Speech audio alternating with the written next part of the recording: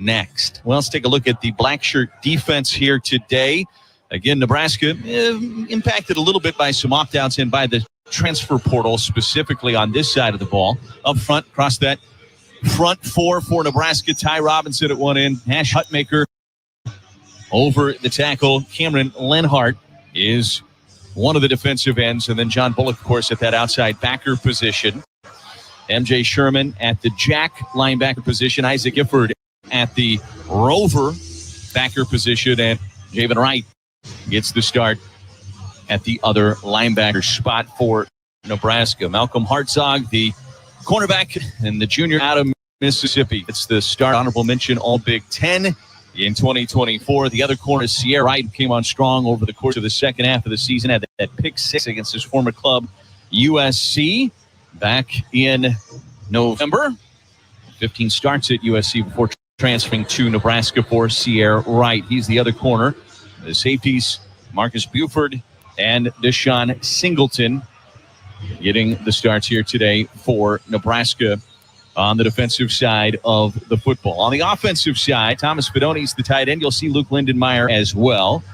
Across that offensive line, left to right, Gatula the left tackle, Evans at left guard, Ben Scott the center, Lutovsky is the right guard, and then Bryce Benhart, his 60th career game here today. He and Ty Robinson both playing in their 60th career game. That is a program record for Nebraska. He's the right tackle. The receivers this afternoon, you'll see Jamal Banks, Jalen Lloyd, of course, Ja'Cory Barney, who's closing in on freshman record in receptions for Nebraska as well. And the running backs, Emmett Johnson will be the starting running back, but you'll see a lot of Ramir Johnson and probably some of Quentin Ives over the course of the afternoon today. And, of course, the quarterback is number 15, the freshman Dylan Raiola, leading Nebraska to a bowl game in his first year for the Scarlet Cream and hoping to finish it off with a bowl victory here this afternoon. We will take a break, come back, and we will give you the coin toss and the lead up to kickoff between Nebraska and Boston College here at the Pinstripe Bowl at Yankee Stadium. On the Huskers Radio Network. Shop Woodhouse Chrysler Dodge Jeep Ram during the wrap-up the year sales event. Lease the 2025 Ram 1500 Bighorn for just $399 per month. Visit us in Blair or Bellevue or online anytime. Woodhouse is your trusted Ram dealer. 42 months, 10,000 miles per year with approved credit. Tax title license extra. For well-qualified returning lease customers, $1,999 down plus first payment and $299 doc fee to assign. Stock number C250089. Or expires 12/31/2024. See dealer for details. Something big is happening at Hy-Vee. We just lowered thousands and thousands of prices on thousands and thousands of items in every aisle and in every department. Online, too. And on many of your favorite products. We've even matched prices with some of the biggest discount stores in the country. Because we get it. Times are still tough. So we'll continue to work hard to bring you new lower prices on thousands of items. Things are looking different at Hy-Vee. Come see for yourself. Plungers and store-bought chemicals can only go so far and can harm your drains. Call the professionals at John Henry's Plumbing, Heating, Air, and Electrical to get your drains flowing. We won't only make sure the clog is taken care of, but we will ensure your drains are completely clean so the clog will not come back. Give John Henry's a call today.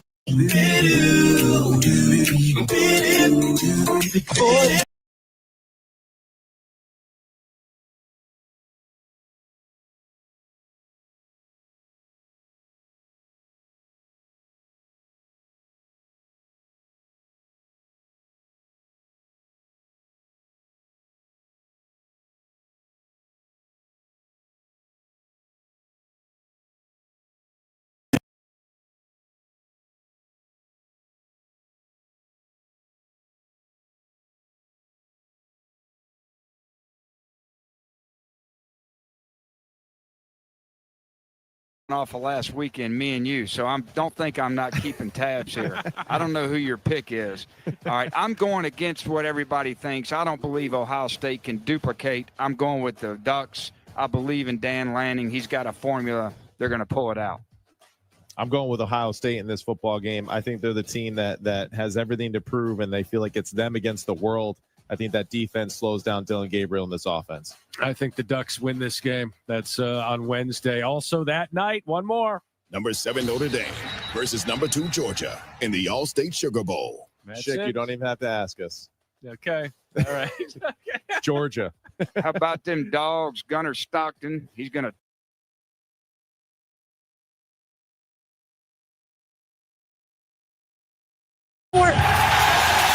I can't believe it. Dad's got a bottle of Dorothy Lynch, and he's done it. The chicken, salad, the veggies. He could go all the way. Incredible flavor. Unbelievably easy. That's how you win with Dorothy Lynch. Feel like you're always on the run? Me too. As an independent financial professional, I help all kinds of busy people. Young families planning college. Hey, it's your resident Super Bowl champ, Chris Candy from Unsportsmanlike, and I just want to wish everyone a happy and healthy holiday season. And Happy New Year. And reminder, tune in to Unsportsmanlike every weekday morning, starting at 6, right here on ESPN Radio, ESPN2, and ESPNU. Some things you wouldn't mind being stuck with, like a huge inheritance. But a phone that has to be plugged in just right so it charges is not one of those things. Switch to Verizon and we'll pay off your old. Our daughter Jessie loves playing detective. A clue. But since we discovered she has sensitive skin, we've been playing detective too. We thought the problem was our puppy. But it was actually our old detergent. Aha. So we switched to Tide Free and Gentle. Tide cleans better than the leading competitive free detergent, and it doesn't leave behind irritating residues. Plus, Tide Free and Gentle has no dyes or perfumes, so it's gentle on her skin. Case closed. If it's got to be clean, it's got to be Tide Free and Gentle. Dear kids, thank you for all your holiday joy. Thank you for your curious eyes that keep us searching for creative hiding spots. Thank you for bringing us into your snowball fights. And thank you for reminding us that December is our favorite month too. Find something that brings out the kid in you at the Lexus December to Remember sales event. Get offers on select vehicles now through January 2nd. Click the banner to discover more. Experience amazing at your Lexus dealer. This is Joan. Morning. Joan is an owner-operator truck driver. Yep, hauling some produce today. She doesn't have the time to fool around. Whew, so true. Joan traded up to Geico Commercial Insurance for serious 360 coverage, not just for her truck, but for her cargo. She can even get serious savings for her inspection history. So where's the Geico twist? Is Napoleon going to come out driving a forklift? Bonjour! No, this is a serious Geico ad. Oh, no. Au revoir! Get more with Geico Commercial Insurance. Trade up today at geico.com/commercial. TuneIn is the audio platform with something for everyone. News. In order to secure convictions in a court of law, it is essential that we conclusively. Sports. Shot clock at 4. Doncic. The step back 3. You bet. Music. You set my world on fire. And even podcasts. Whatever you love, hear it right here on TuneIn. And be sure to ask your smart device to play TuneIn. The Jack FM guarantee. At least one stinker in every bunch of socks.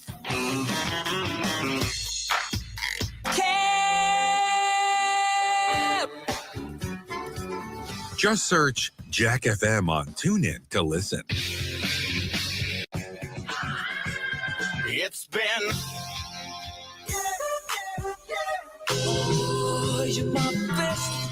Jack FM. Playing what we want. You can stream all the podcasts you already love right on TuneIn. Available on your smartphone, on your tablet, and even on your connected devices. There's so much to explore, like mind-blowing facts about your world. So they were disallowed from speaking their language. In-depth conversations with A-list celebrities. No, I was ready to go. You know, after I wanted to fulfill my contract. True crime podcasts you just can't stop listening to. Others escape justice to live and die in infamy. These Plus individuals. the news and sports content you crave in podcast form. Couldn't run in a straight line very quickly and didn't have much of an arm. His arm is stronger now. So whether you want to save your go-to shows for later by subscribing and listening offline, or you want to discover a whole slate of new podcasts to be obsessed with, TuneIn is your destination. True crime, sports, lifestyle, culture, news, and so much more. TuneIn is Podcast Central. Hear them all here. The music you love is all right here on TuneIn, bringing you good vibes and the hottest hits. But are you ready to amp things up even more? Just upgrade to TuneIn Premium for all of our exclusive music channels, completely commercial-free. So you get more of today's hits, more country roads, Thank God I get to wake and everything else. Hear it all here, commercial free on TuneIn. It's up, it is on its way, and it is gone! Throw to your side, it's high and intercepted. To the 40, cuts inside the numbers, he may go. 20, 10, touchdown, runs to the end zone. The ball is gone!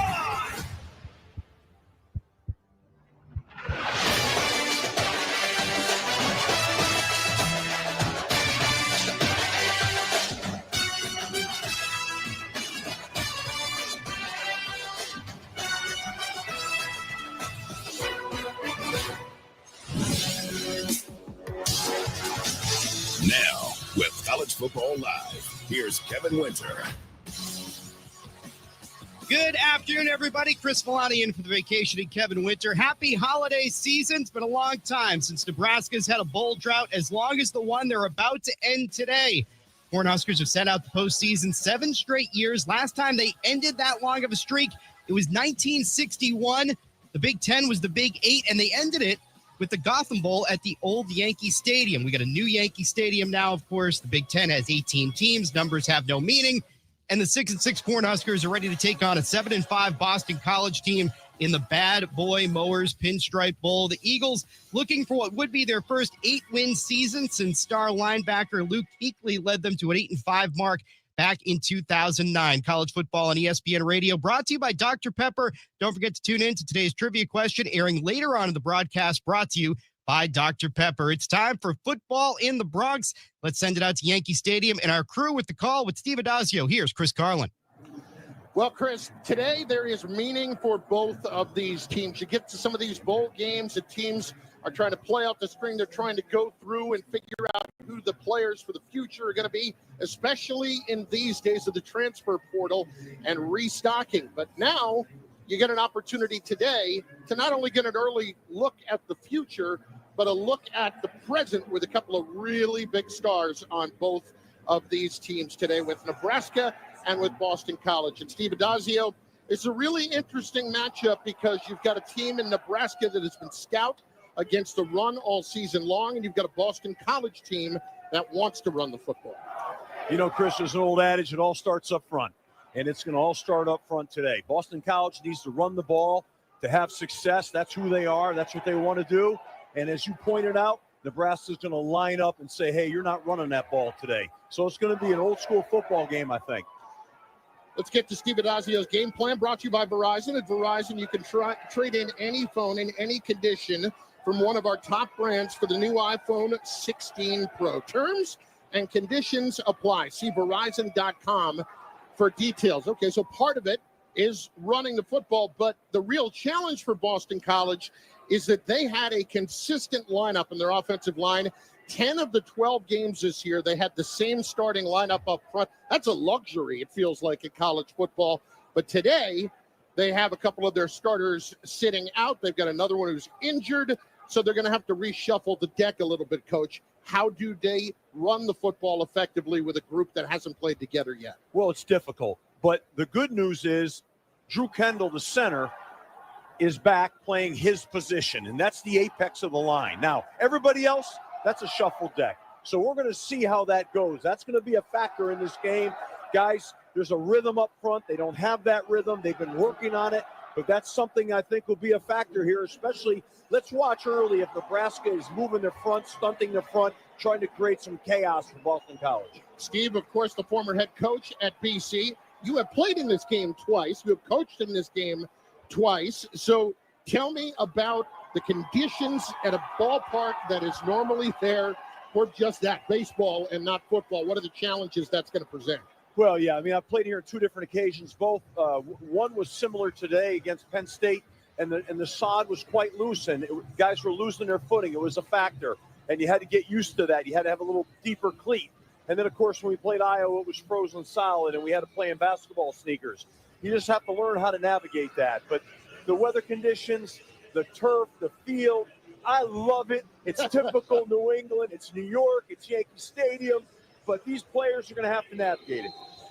Rainy, in the 40s, not ideal in terms of a field that is not meant for this, but we'll see how it plays out today. BC comes in having won 3 of their last 4. They underwent a monumental change at the beginning of the year. They hired their new head coach, Bill O'Brien, the former head coach of the Houston Texans, and at Penn State very late in the process when Jeff Hafley left to become the defensive coordinator for the Green Bay Packers. He didn't come in until February, and these are none of the players he recruited, quite literally not one.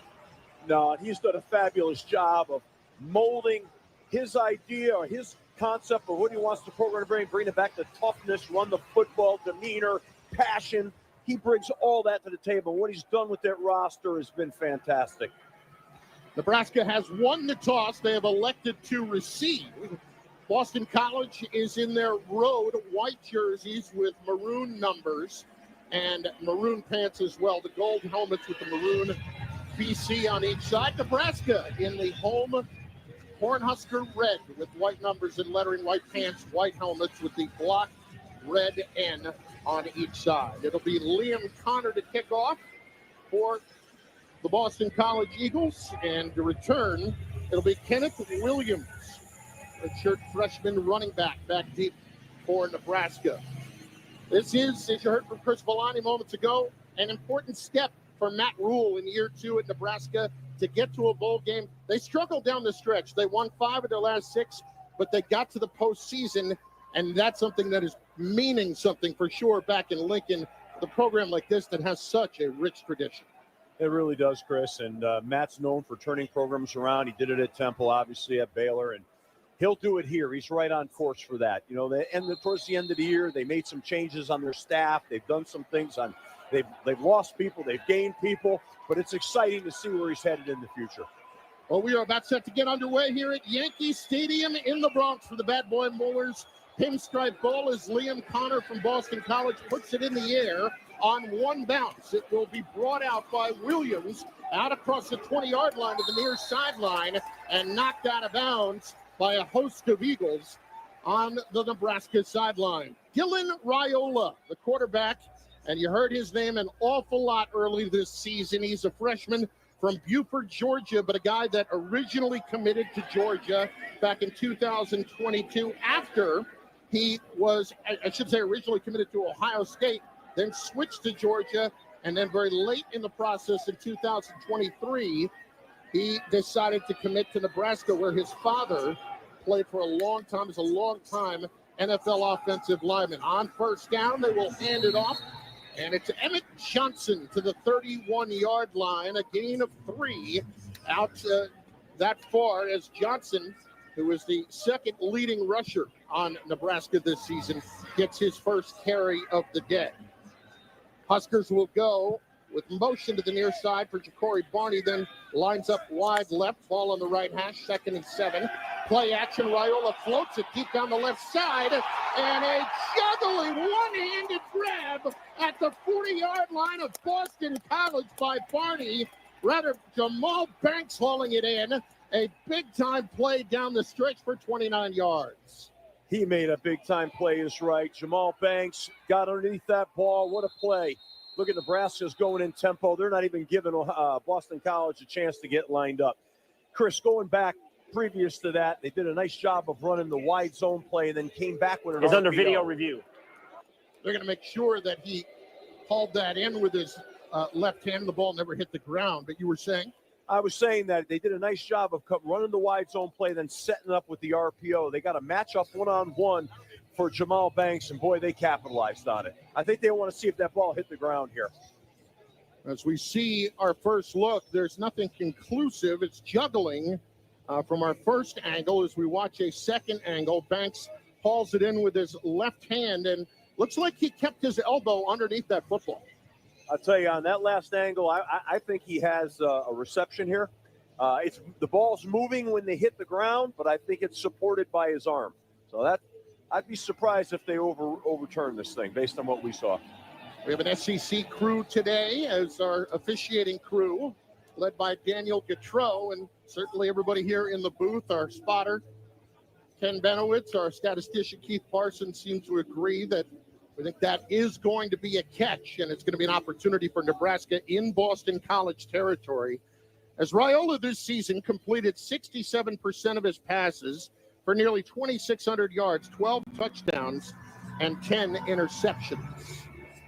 It's a young guy that a lot of hype around him coming in. We talked about the different commitments he had. There's even been some kind of quiet talk about maybe him entering the portal again with the craziness of college football. I think after that's video all real. review, the call on the field stands. Nothing official there to overturn, or nothing definitive, rather, to overturn it. But you were saying about college football? You know, I think that's all real. I mean, I think, you know, agents are out there and people are marketing people, and that's playing in these kids' heads. You get in these bowl games, a lot of players have a hard time playing with a clear mind.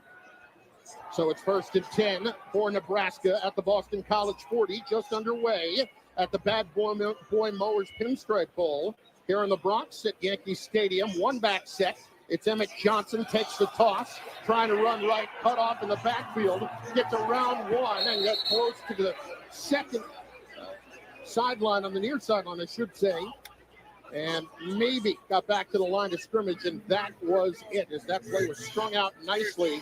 Quintavious Hutchins really slowed that play down. Well, they try to get a numbers advantage in the boundary and toss it into the boundary. Too much penetration. Two receivers go wide to the left, including Banks, who had that catch moments ago. Tight end motions to the near side, Luke Lindenmeyer. Quick throw to the right. It is Barney. Wide receiver screen down inside the 30. On the numbers to the 25.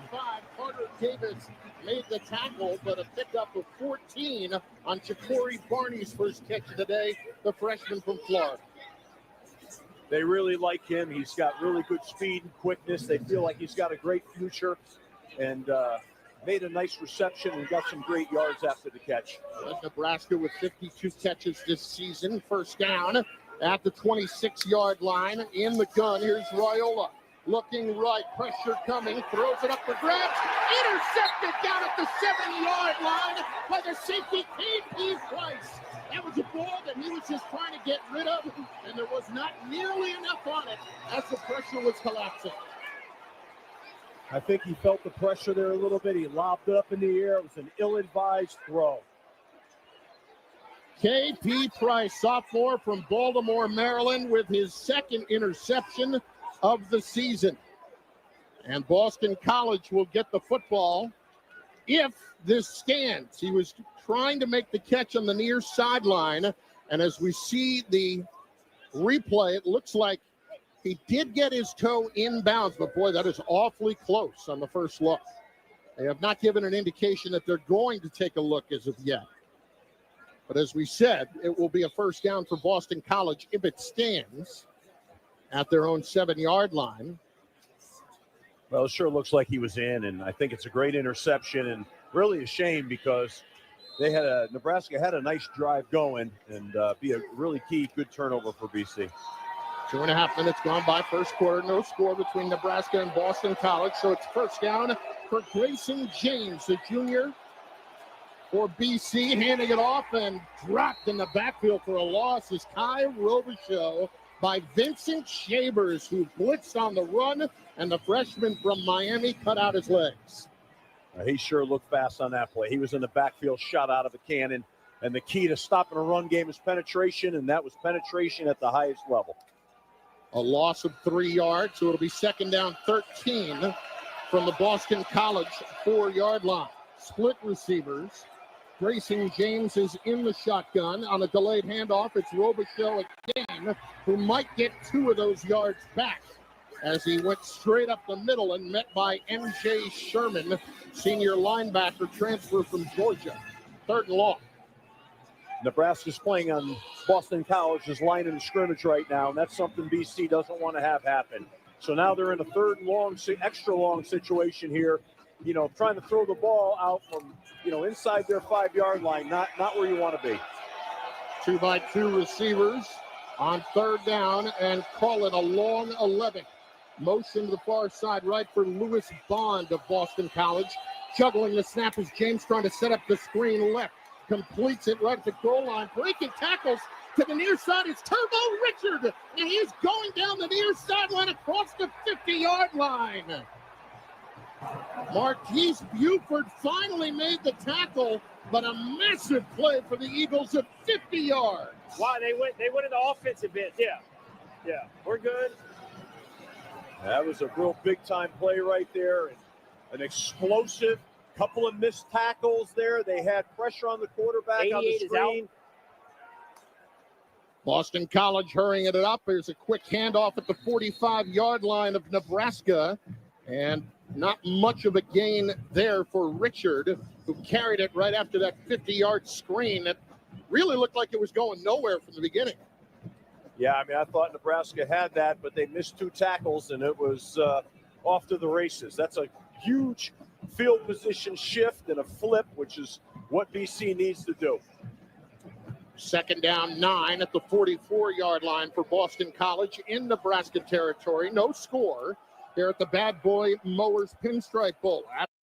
Grace will throw right. He'll complete it. Out of bounds. Reed Harris made the reception.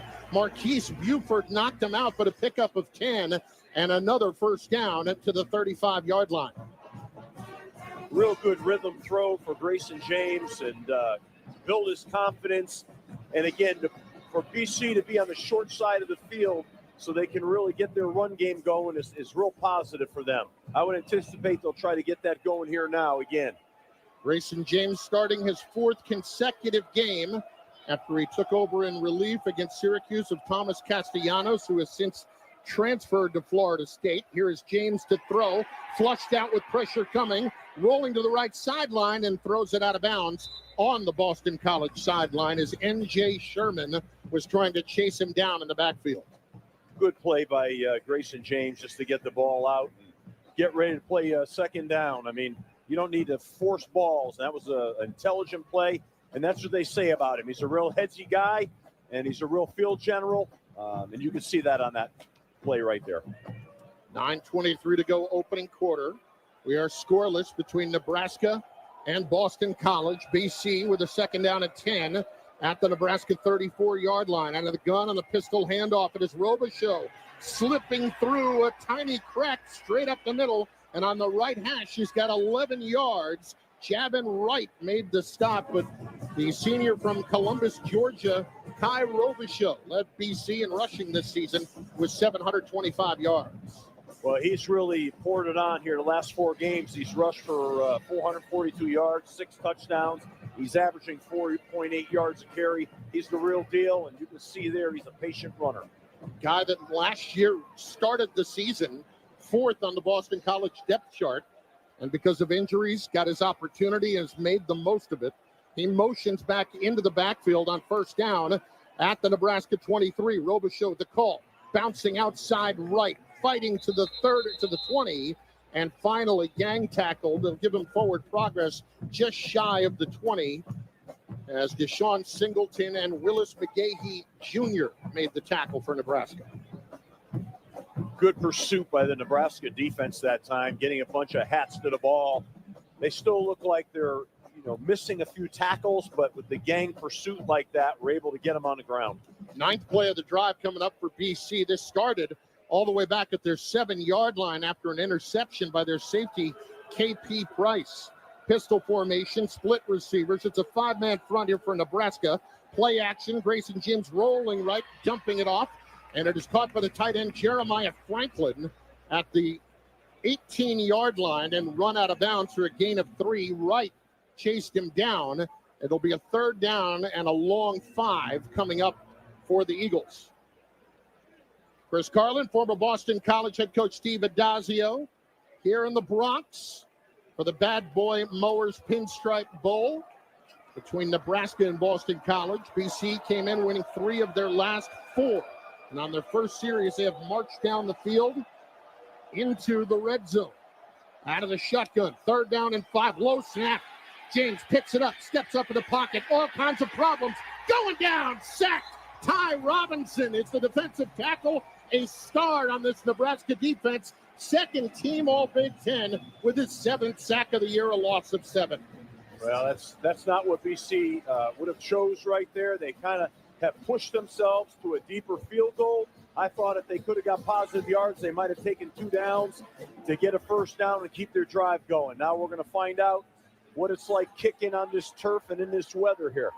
Liam Connor will attempt a field goal here. He has been handling the punting, the kicking, and all. High snap, they get it down. Low line drive kick is up, and it is no good. He hooked it to the left. So BC, after a 10-play drive, comes up empty, and Nebraska will get the football back when we return. With 6:28 left in the opening quarter at Yankee Stadium, we are scoreless. You're listening to the Bad Boy Mowers Pinstripe Bowl on ESPN Radio and the ESPN app.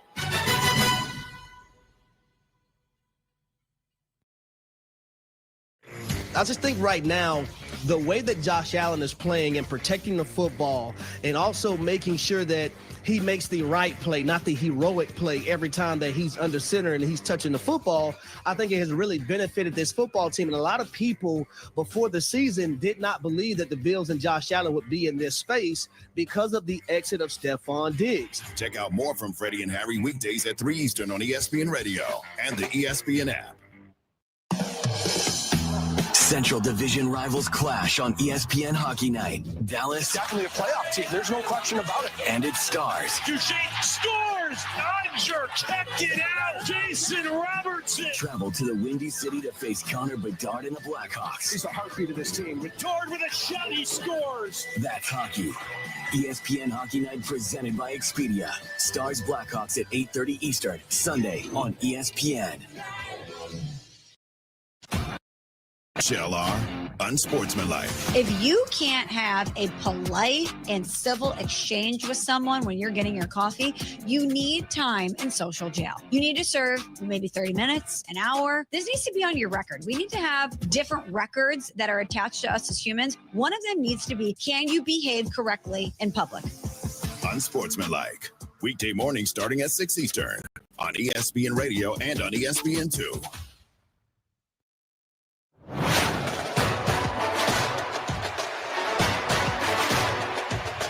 This is the Bad Boy Morris Pinstripe Bowl on ESPN Radio and the ESPN app. Both the Eagles of Boston College and the Nebraska Cornhuskers drove in to the opposition's territory on their first series, but they both come away with no points after BC missed a field goal just moments ago. And as a result, Nebraska will get the football for the second time today. Chris Carlin, along with former BC head coach Steve Adazio here in the Bronx for the Bad Boy Mowers Pinstripe Bowl. Nebraska and Boston College scoreless, 6:28 left here in the opening quarter. I think it was interesting. Both teams created some big explosives. Now, no points were gained from them, but I think those explosives are critical in this game as we watch it continue. Yeah, you mentioned the coaching changes on the staff for Nebraska. Dana Holgerson is the offensive coordinator now. He took over late in the season, the former head coach at the University of Houston and at West Virginia, and a guy that has always been highly regarded when it comes to offense. He's going to let it rip now. You're going to see, he's not afraid to send that ball off in any down, so it should be exciting. Dylan Raiola in a shotgun with Ramir Johnson to his right. Johnson the call, straight up the middle on the left hash, and is taken down after a gain of just 2 by Cameron Martinez, the nickelback, a transfer from Ohio State, 2nd and 8. One receiver will split to the wide side left. Ja'Cory Barney tight to the formation right. Raiola to throw. Out in the flat. He connects. 30-yard line. Wrestled out of bounds. Catch is made by Janiron Bonner, the slot receiver, a sophomore from Georgia. And a pickup of 9 that can move the chains for a fresh set of downs. Yeah, that's a critical. We always used to say if you can get 2 first downs, worst case scenario, you can punt and pin them and make them go to the long field. So that's one of them. Thomas Fedoni, tight end, comes in motion to the near side. First down, Nebraska at their own 36. Raiola out of the gun, looking for a deep shot. Takes it downfield for Barney, just out of his reach. Right down the seam. Excellent coverage downfield by Ashton McShane, the freshman from McKinney, Texas. And it goes for naught. But boy, that was just maybe a half step too long. Yeah, I think there's a little bit too much distance on that ball. If he had been a little bit more accurate, but I'm not sure that he didn't grab his shoulder pad right there, right before the ball came there. He's lucky he didn't get a PI call on that. So for Nebraska's second down 10 from their own 36, Ramir Johnson will remain in the backfield. Lines up to the right of Raiola. Ramir Johnson has got more playing time since Holgerson takes over. A quick throw left. It's Banks who will make the catch. Pressure coming on Raiola, and he got rid of it quickly enough, and Banks gets the first down and a pickup of 13 on the left hash. Max Tucker there on the coverage and tackle, a gain of 12. I thought Dylan Raiola did an unbelievable job of staying in that pocket with something coming right at him. He delivered a really nice football. He looks pretty accurate here today, throwing the football, and that'll be a factor. He is 4 out of 6, 52 yards to start. Under 5 minutes to go in the opening quarter. Scoreless between Nebraska and BC. Here's Raiola handing it off. It's Ramir Johnson going off tackle to the right side, and he'll have close to 5 on the play into Boston College territory to the 47, where the defensive end Nick Akpala wrapped him up in a bear hug. Nebraska up-tempo, tricks left. Out wide to the right is Jamal Banks. Ramir Johnson in the backfield. Second down 5. Another deep shot. This down the left sideline, and this one never had a chance. Intended for Barney, but that was well overthrown. That ball was really had way too much air on it, and now they put themselves in a 3rd and 5, 3rd and 6 shot, as opposed to maybe running the ball. They were getting half of it, but that's what you're going to see. You're going to see letting the ball rip. BC has a player down on their defense right at about the 43-yard line. That's Quintavious Hutchins, somebody that Bill O'Brien had an awful lot of positive things to say about earlier this week. So we've got 4:17 left in the opening quarter. Nebraska and Boston College scoreless here in the Bronx. This is the Bad Boy Mowers Pinstripe Bowl on ESPN Radio and the ESPN app. Home ownership. At Progressive, we know it's part of the American dream. It's winds blowing across a fruited plain, and also your new fire pit, which subsequently sets your gazebo ablaze. It's hard-hitting football, and an even harder-hitting price estimate from your general contractor. That's a star-spangled bummer. It's also around-the-clock protection when you bundle your home and auto with Progressive, which can help keep the American dream of home ownership alive and kicking. Get a quote at Progressive.com. Progressive Casualty Insurance Company, affiliates, and other insurers. Not available in all states. At the Home Depot, we know Saturdays are for college football. That's why we have everything you need to never miss a play.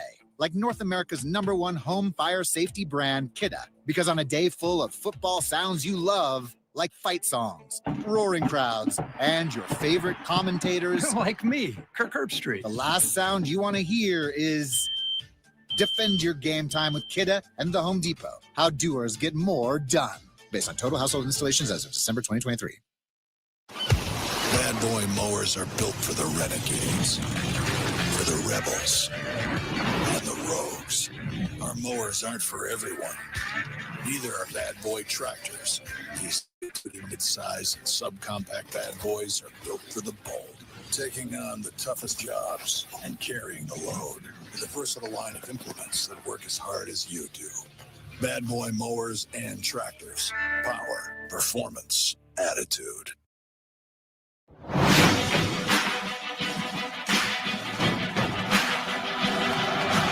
You're listening to the Bad Boy Boys Pinstripe Bowl on ESPN Radio and the ESPN app.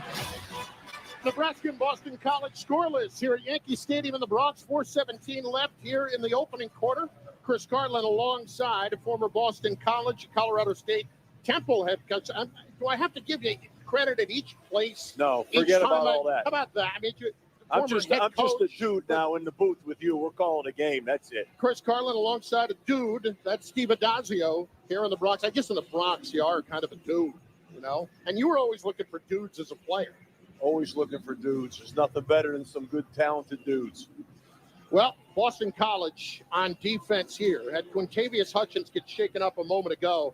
And he's a guy that Bill O'Brien had a lot of nice things to say about, especially after he loses Donovan Ezaraku, who this year led all of FBS with 16.5 sacks the 13th All-American in Boston College history. He's not playing today, opting out to get ready for the NFL draft, but he is here and helping to coach him up a little bit on the sideline. Those are some big shoes to fill. Yeah, they love Hutchins. They feel like he's an elite pass rusher with a future to play at the next level. It's a 3rd down and 5 for Nebraska. Out of the gun, they're going to run it. Emmett Johnson up the middle and should have enough for the first down. BC was not expecting that on the initial spot. Got it to the 42-yard line. KP Price made the tackle, and they will move the chains. And it's a fresh set of downs for the Cornhuskers. I think Nebraska's in a pretty good rhythm right now. They're using the pass to set up the run right now, and I think they're having some success. For Nebraska, 8th play of the drive coming up. They'll line up with 3 receivers to the left side. Janiron Bonner comes in motion to the near side right. Emmett Johnson the call. This time maybe a yard to the 41. Dropped in the backfield. Owen Stoudemire was back there to help make the tackle. He had some help out front from Justin Evans, the left guard, who was pulling, but just not enough. Now, they tracked him down from the backside pretty good. There was some front side penetration. BC is doing a pretty good job of making it tough to run on him right now. Bonner will line up in the slot left. Banks wide left. Corey Barney wide right. 2nd and 9. Boston College, for Nebraska at the Boston College 41. Out of the shotgun, Dylan Raiola with time. Dumps it left. It is the tight end for a big play right down the seam. Luke Lindenmeyer for a first down inside the 30-yard line of Boston College. And Nebraska once again driving. It's a 14-yard pickup. I love these check down throws. You don't see enough of them in college football. And Dylan Raiola did a really nice job of standing in that pocket and just having patience and finding them. Clock down to 2:35 to go in the first quarter. Raiola hands it off. Emmett Johnson picking his way, trying to get to the 25-yard line. He did on the initial push, but a gaggle of Eagles there to make the stop and a gain of 2. I mean, Emmett Johnson, he's a guy averaging over 5 yards a carry, so he's a talented, good running back, and he's finding it rough sledding in here against the Boston College defense. So they're playing pretty stout. I wonder if this tempo by the Cornhuskers is going to start to wear them down. Heinrich Harburg is in at tight end. He is a former quarterback who started working at tight end during bowl practice. He comes in motion to the near side right, 2nd and 7. They fire it Harburg's way on the right hash, and he makes the catch at the 18-yard line. Forward progress close to a first down. Davion Crouch.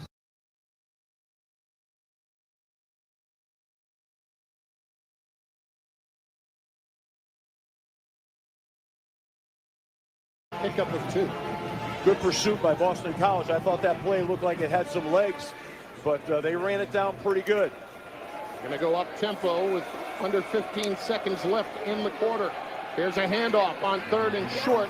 It's Ramir Johnson who squirts through the pack and has a first down at the 4-yard line. KP Price prevented the touchdown, but that's going to be the last play of the first quarter. Nebraska knocking on the door when we return. Through 15 minutes, we are scoreless here in the Bronx between Nebraska and Boston College. This is the Bad Boy Mowers Pinstripe Bowl on ESPN Radio and the ESPN app. Get in zone, AutoZone. Welcome to AutoZone. What are you working on today? My check engine light's on? That could hurt your gas mileage. The AutoZone free Fix Finder service can help find the fix for free. Get in zone. This whole report for free? That's right. Printed and on your phone for free. Get in zone. But what if the fix is too tough? We'll recommend a local shop. Fix Finder, only at AutoZone. Get in zone, AutoZone. Restrictions apply. How do you feel when you switch to Geico and save on your car insurance? It's like unloading the grocery bags from your car and you decide you can get all the bags in one trip. I can do it. So you load up all 14 grocery bags on both arms. Sure, you can't feel your fingers and forgot to take your house keys out. Almost there. But you never put down one bag and you made it inside all in one trip, like the bag-carrying boss you are. Yes. Yep, switching and saving with Geico feels just like that. Get more with Geico. 'Tis the season for the race to the playoffs on NFL Sunday Ticket. Now for just $49, you can spend your holidays with the Bears and Texans and Falcons and Vikings, all in your living room. Well, not literally. It's a metaphor. Get NFL Sunday Ticket on YouTube TV, now just $49. Sign up at youtube.com/NFLST. Current prorated price. New users only. Terms and embargoes apply. No cancellations. Content restrictions apply. Hey, fans! Welcome back to Fansville's Cheers and Tears. Oh. Okay, so like everybody deals with losing, right? To a rival on a last-second field goal. Whatever, it's fine. I'm totally fine. But I cope with losing with an ice-cold Dr. Pepper. Those 23 flavors are like so delicious. They totally wash away the pain of your college football team taking a big fat L. College football, it's a pepper thing.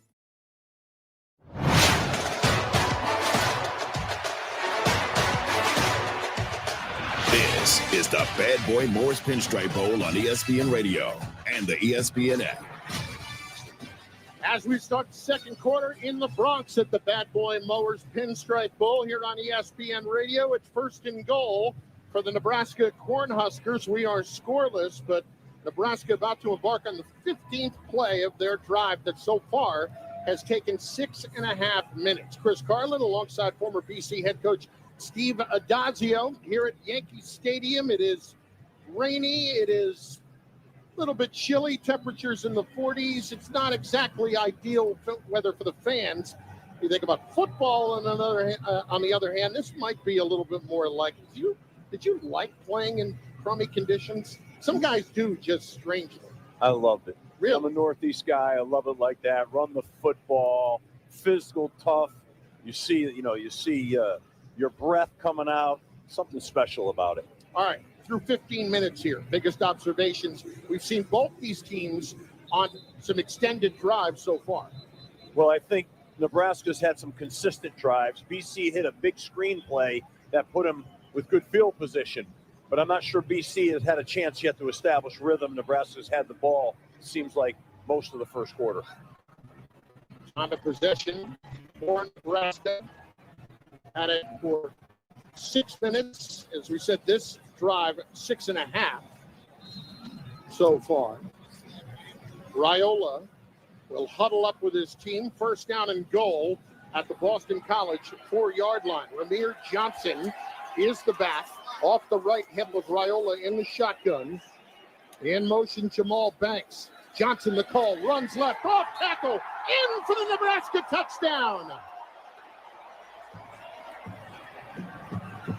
4th touchdown of the season for Ramir Johnson, a 4-yard scamper, and the Huskers have got the 6-0 lead.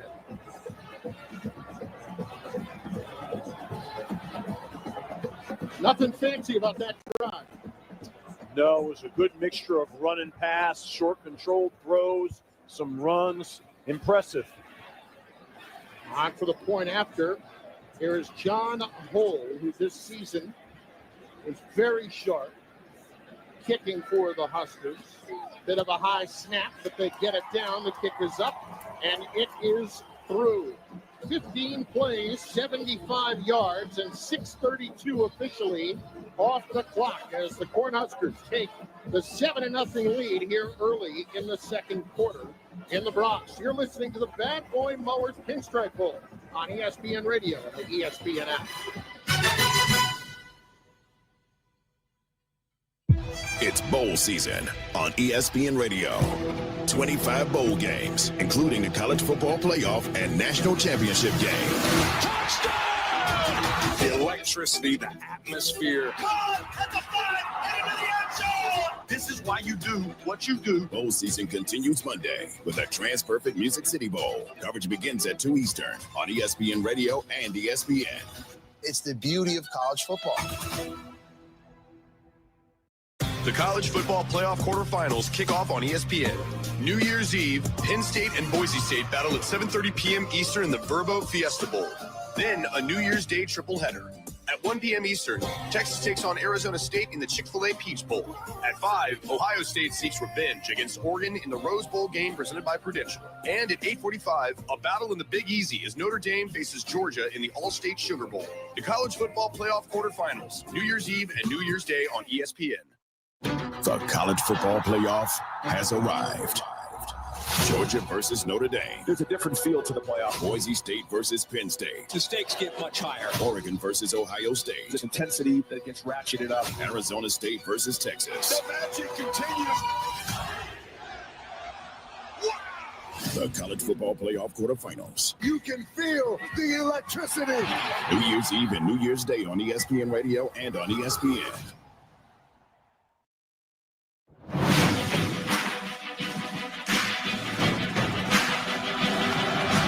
You're listening to the Bad Boy Boys Pinstripe Bowl on ESPN Radio and the ESPN app. Well, a terrific drive, the longest of the season in terms of plays for the Nebraska Cornhuskers. 15 drives, 15 plays, 75 yards, and 6:32 off the clock as the Huskers take the lead here in the Bad Boy Mowers Pinstripe Bowl in the Bronx over Boston College. Chris Carlin, Steve Adazio, the former BC head coach, with us as we get set for Boston College to get the football for the second time today. Listen, Bad Boy Mowers, another lawnmower company, and maybe you play your cards right, you're walking out of here with a new one. I tell you, a number of years ago, I was really into mowers, man. But you know what? The problem now is I just don't cut the grass. But maybe in retirement, maybe I should start. So maybe I could look at a Bad Boy mower. Yeah, well, listen, I always used to, we had a lawnmower when I was a kid, obviously, and I was doing it. And I always used to complain to my father, why don't we have a ride-on lawnmower? And he said, I do. You're it. Yeah. My wife would probably tell you I need to start walking behind a mower. Maybe I could drop a few. I don't know. Well, BC going to get the football back here in a moment. And defensively this season, they had been excellent against the run, allowing just 114 yards rushing. So far today, Nebraska only has 5 yards rushing, but 4 of it came on that touchdown run. Of course, there was the sack just a little while ago as well. Here is the kickoff, a shorter kick for Boston College to return. It's Isaiah Ferris bringing it out across the 30-yard line. And he's taken down at the 33. Check that, is Jonathan Montague, a freshman wide receiver, former quarterback that they have moved to wide receiver, and a 25-yard return. I think Jonathan's one of their faster guys, and usually you put that fast guy back to return kicks. This is a big, important drive for Boston College because I think they need to answer that score right now. 7-0 Nebraska on top. Grayson James, transfer from Florida International, making his 4th consecutive start in the pistol, hands it off in the backfield. Nothing doing for Jordan McDonald. Hit and drop for a loss of 1 by Ty Robinson. And between Robinson and Nash Hutmaker, these are 2 dynamic and massively powerful physical defensive tackles. And that's, Chris, a little story in the story here, right? Nebraska's kept their defensive front intact, and Boston College had a couple of guys that aren't playing on their front. They're dominant players. So we'll see how that plays out through the game.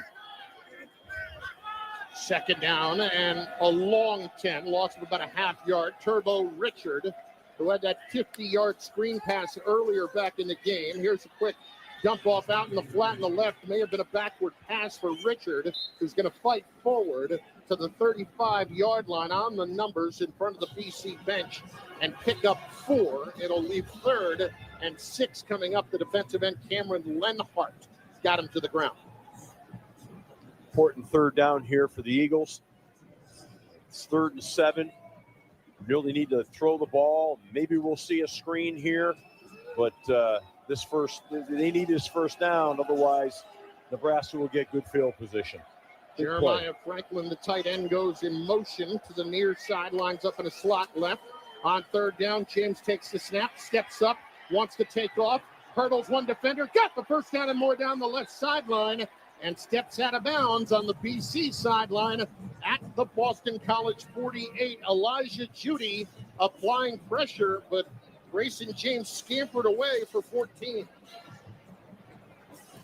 That was a really good, strong run by James right there. And looting and escaping and breaking tackles and important first down and a flip of the field position. Kamari Morales for BC led them with 6 receiving touchdowns. The tight end goes in motion. James out of the shotgun. Pressure coming. Drop, lost the football. He fell back on top of it, but Vincent Shavers on a blitz hammered him at the 40-yard line of Boston College, a loss of 8. I mean, Shavers brings the wood here, and really, you could hear that hit all the way up here, Chris. That's as good a hit as I think I've seen this year. I mean, really put it on him pretty good. They're lucky to get the ball back here. That's his first sack of the season, freshman from Miami Central High School. 2nd down, 18 for Boston College. Nebraska leads 7-0 here early in the second quarter. Grayson James takes the snap, sets up the screen left.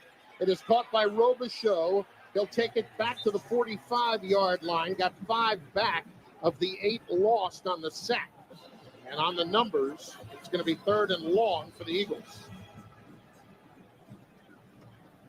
You can see that the Eagles are going to utilize that screen game, especially on some of these 2nd and longs or 3rd and longs, and they do a nice job running those screens. 3rd down and 13 at the Boston College 45. Motion to the outside right. James to throw, firing deep over the middle, and a leaping grab for a first down between the hashes by Lewis Bond down at the 32-yard line of the Cornhuskers. It'll go for 22 yards. This is just a really outstanding catch, a pretty good ball. He led him, but he reaches out and pulls that in. That's a critical play. BC quickly to the line of scrimmage, so they can't take a look at it. James out of the gun, hands it off. Robichaux right into the heart of that Nebraska defense. He is good for about 2.5 yards to the 31-yard line. Javin Wright, Willis McGahee, officially a gain of 2 after they combined to make the stop. Down to 10:35 to go. First half, Nebraska 7, Boston College nothing. But both these teams have moved the football through the first 20 minutes of this game, both with over 100 yards offense already. Well, what you're seeing is explosives. I mean, both teams are creating explosive plays and doing a good job of it. So there's a lot of yards being had. Jonathan Montague, the former quarterback, splits out wide left out of the gun. 2nd down and 8. Quick screen out to the left, and never finding his feet was Jordan McDonald as he made the catch. He stumbled back to the line of scrimmage, and that was it. It'll be 3rd and long. I think Grayson James got just a little bit hurried there from the pressure inside, and that created that throw just to be a little off, and the balance lost, but they had a chance there for a big play. That was a good call by Boston College, Bill O'Brien and his staff. 3rd down coming up for BC. Looks like they lost about 1.5 yards. They're going to say his knee was down a little further back, and now officials are going to come in. Wonder if they're going to take a look at the spot. Timeout, Nebraska. It is their first. So the Cornhuskers take a timeout with 9:33 left here in the first half, and they have a 7-0 lead. This is the Bad Boy Mowers Pinstripe Bowl on ESPN Radio and the ESPN app.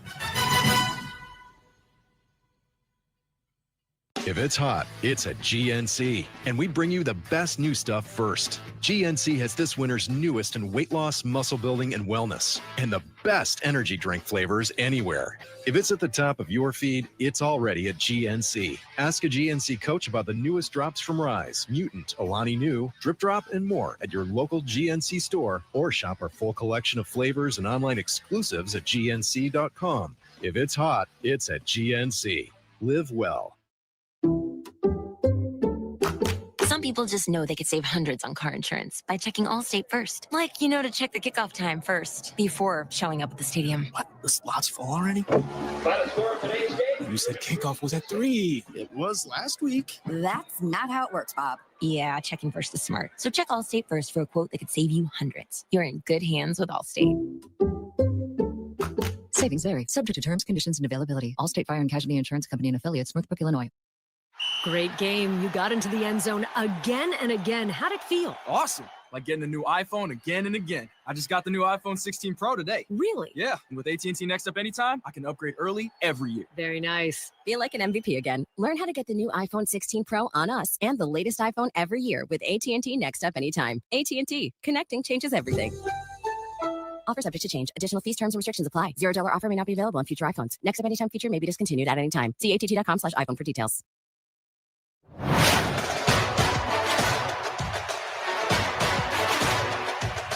This is the Bad Boy Morris Pinstripe Bowl on ESPN Radio and the ESPN app. Matt Rule giving his defense a little bit of a break before a big 3rd down and 10 coming up for the Boston College Eagles. Nebraska 7, BC nothing in the Bad Boy Mowers Pinstripe Bowl.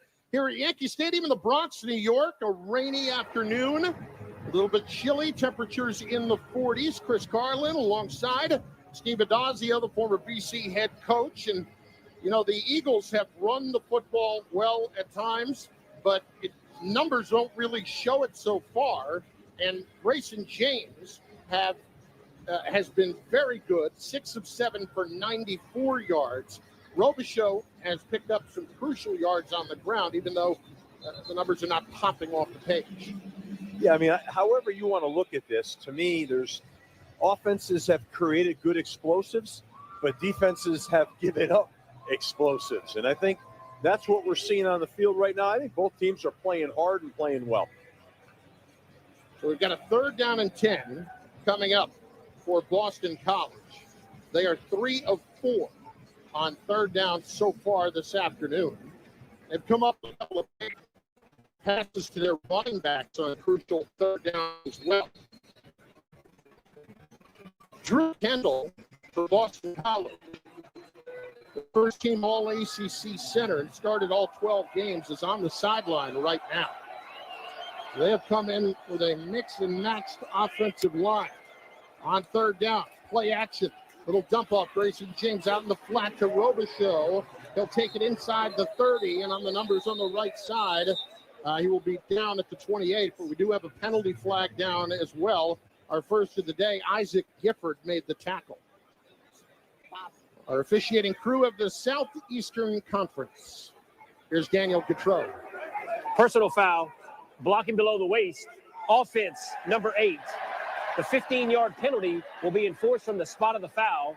Remains 3rd down. That's Jonathan Montague, the former quarterback. Coach, I wonder if that's a little bit of inexperience on his side in just learning the intricacies of blocking now and what you can and cannot do. Yeah, I think you're right, Chris, and that's a tough penalty right now because that penalty knocks them out of field goal range. Now they get another shot at 3rd down, but nevertheless, that's a significant field position change. Puts it all the way back at the 45-yard line of Nebraska. So it'll be 3rd and 25. Make it officially 3rd and 22. They need to get to the 23-yard line for a 1st down. Stacked receivers left. Grayson James drops to throw. Dumps it out to the left. Montague makes the catch on the numbers at the 40. Fighting for extra yardage down to the 37. But that's it as the corner Malcolm Hartzog closes the door after the gain of 8. And this is kind of no man's land, and BC might be thinking about going for it. Yeah, I agree with you. I think that's probably a good call here. That was excellent defense by Nebraska.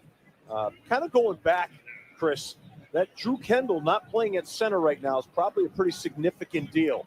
That was the one returning starter in the field general, the apex of the offense. Curious to see how that plays out here. 4th down and 14. Robichaux motion. He'll come back into the backfield. James claps his hands, takes a snap, flushed out right. Looking, he's going to take off, tucks it and runs, slides at the 30-yard line, but well short of the first down. So it will be turned over on downs to Nebraska after that 8-yard pickup, that penalty, a killer for the Boston College Eagles. We've got 8:08 left, first half here in the Bronx. Nebraska 7, Boston College nothing. This is the Bad Boy Mowers Pinstripe Bowl on ESPN Radio and the ESPN app.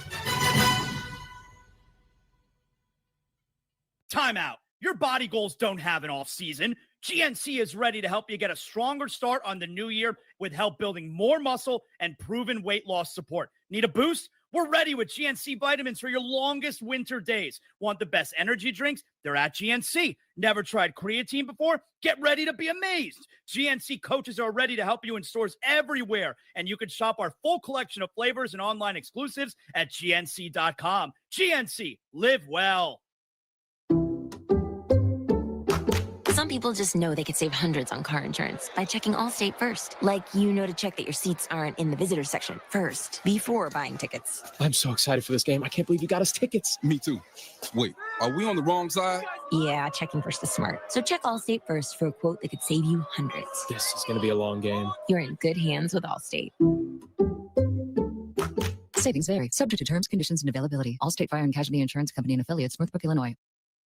Hey, Yankees fans, 2025 Yankees individual game and group tickets are now on sale at Yankees.com/tickets. Next season's home schedule is highlighted by interleague games against the Padres, Giants, and Phillies. As always, we will host the annual Subway Series games against the Mets, as well as baseball's best rivalry with the Red Sox. Don't miss out on all the exciting action in the Bronx. Get your 2025 Yankees tickets today at Yankees.com/tickets.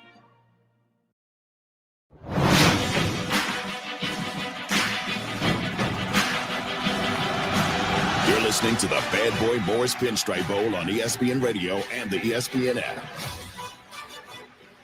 123 yards of total offense for the Boston College Eagles, but nothing to show for it so far. Midway through the second quarter at Yankee Stadium in the Bronx, Nebraska 7, Boston College nothing in the Bad Boy Mowers Pinstripe Bowl. Chris Carlin alongside former head coach Steve Adazio, and that might tell a lot of what's gone on so far when you've had BC have 2 drives over 10 plays, but no points to show for it so far. Yeah, we've had a lot of offense, and we've got 7 points on the board, and BC has none. So they just got to be steady in the boat and keep moving the football and having faith that they'll get in the end zone. But right now, that's a bit of a problem. Full bowl season coverage with Evan Cohen, Chris Canty, Michelle Smallman on Unsportsmanlike Monday from 6 to 10 a.m. Eastern, followed by Greeny until noon on ESPN Radio. So it'll be first down for Nebraska from their own 29-yard line. Their last drive was a 15-play, 75-yard drive, capped off by a touchdown run, his first of the season for Ramir Johnson. Dylan Raiola so far, 8 of 11, 94 yards. He does have 1 interception. That was on the first series for the Cornhuskers. It's interesting, they were kind of in no man's land there where BC opted to go for it on a 4th down. And just to revisit it for a moment, you really don't gain much from a punt in that spot, right? No, and they've had punting issues, so I thought it was a legitimate option to go for it. Raiola hands it off. It's Emmett Johnson this time. On first down, straight up the middle, lost the football. It's loose. Let's see if BC got it. They did.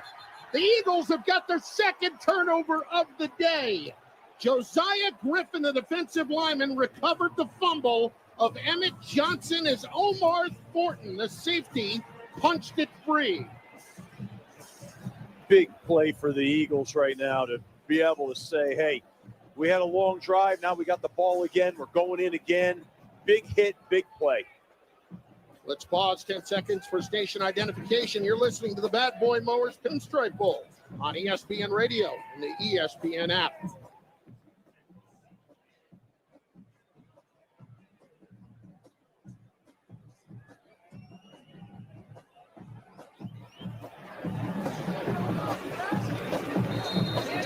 So BC with a golden opportunity, gets the football back after being stopped in Nebraska territory. A turnover on the first play for the Cornhuskers. First down, Boston College at the 36-yard line of Nebraska. Turbo Richard takes the toss left, got to the corner, but then it was closed off right on the numbers at the 33-yard line. Picks up about 3 on the play as Deshaun Singleton, the safety, came up and closed the gap. Yeah, BC ran that little, what we call a toss, pin, pull play, where the linemen come out, they pin the edge, and the linemen come out pulling around and create a wide play for the back. 2nd down and 7 in the gun. Richard is in the backfield. Here is James to throw, batted down at the line of scrimmage by Ty Robinson, who got that left hand up into the air, and that ball didn't have very much on it. Intended for the tight end Jeremiah Franklin on a quick little tight end screen. Now, Ty Robinson is arguably their best defensive player on the front, and you can see why. Great athleticism there, getting his hands up, getting that ball knocked down. Ty Robinson at 6'6", 310, second team All Big Ten. 2-time honorable mention All Big Ten Nash Hutmaker at 6'4", 310. Try moving those guys. And now a penalty flag before the 3rd down play. It looks like we have a false start coming against BC. False start. Offense, number 53. 5-yard penalty, remains 3rd down. That's the left guard, Dwayne Alec, who did start the first 2 games of the year before giving way to Jude Bowery. He's playing center now. And there's a first glimpse of a guy that probably hasn't played a lot of center, and now he's coming in for Kendall to play center, and looked like he sort of jerked the ball right there. So BC mixing and matching on that offensive line. Logan Taylor, who started to tackle, is back inside at guard. 3rd down and 13. Under pressure is James. He's going to pull it down. He'll run, and he dives forward to the 32-yard line. John Bullock was there, and he'll get credited with the tackle, a pickup of 5, but you'd have to believe BC is going to go for it again on 4th down and call it about 8. 7-0 Nebraska on top. We've got under 7 minutes left. First half here in the Bronx at the Bad Boy Mowers Pinstripe Bowl. I thought maybe they might see the field goal unit come out here, but obviously they don't feel that's his range. And here, that would probably be right in the 50-yard range. Instead, they will go with 5 receivers. Robichaux had split out wide. Now he motions back into the backfield. Play clock down to 2. Grayson James takes the snap on 4th down. Throws out to the right. Incomplete. Intended for Reed Harris. Excellent coverage from Sire Wright. And BC cannot take advantage of great field position after the turnover. And Nebraska maintains their 7-0 lead with 6:25 left here in the 2nd quarter. This is the Bad Boy Mowers Pinstripe Bowl on ESPN Radio and the ESPN app. Are you ready to unleash the beast?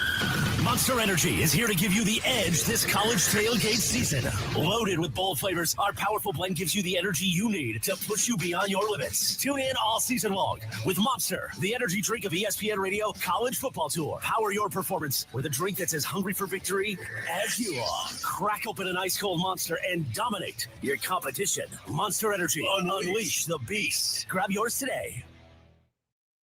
This college football moment is brought to you by ServPro.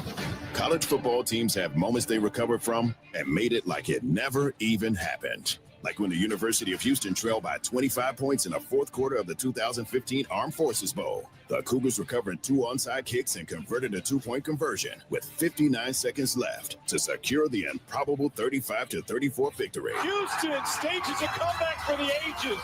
ServPro, like it never even happened.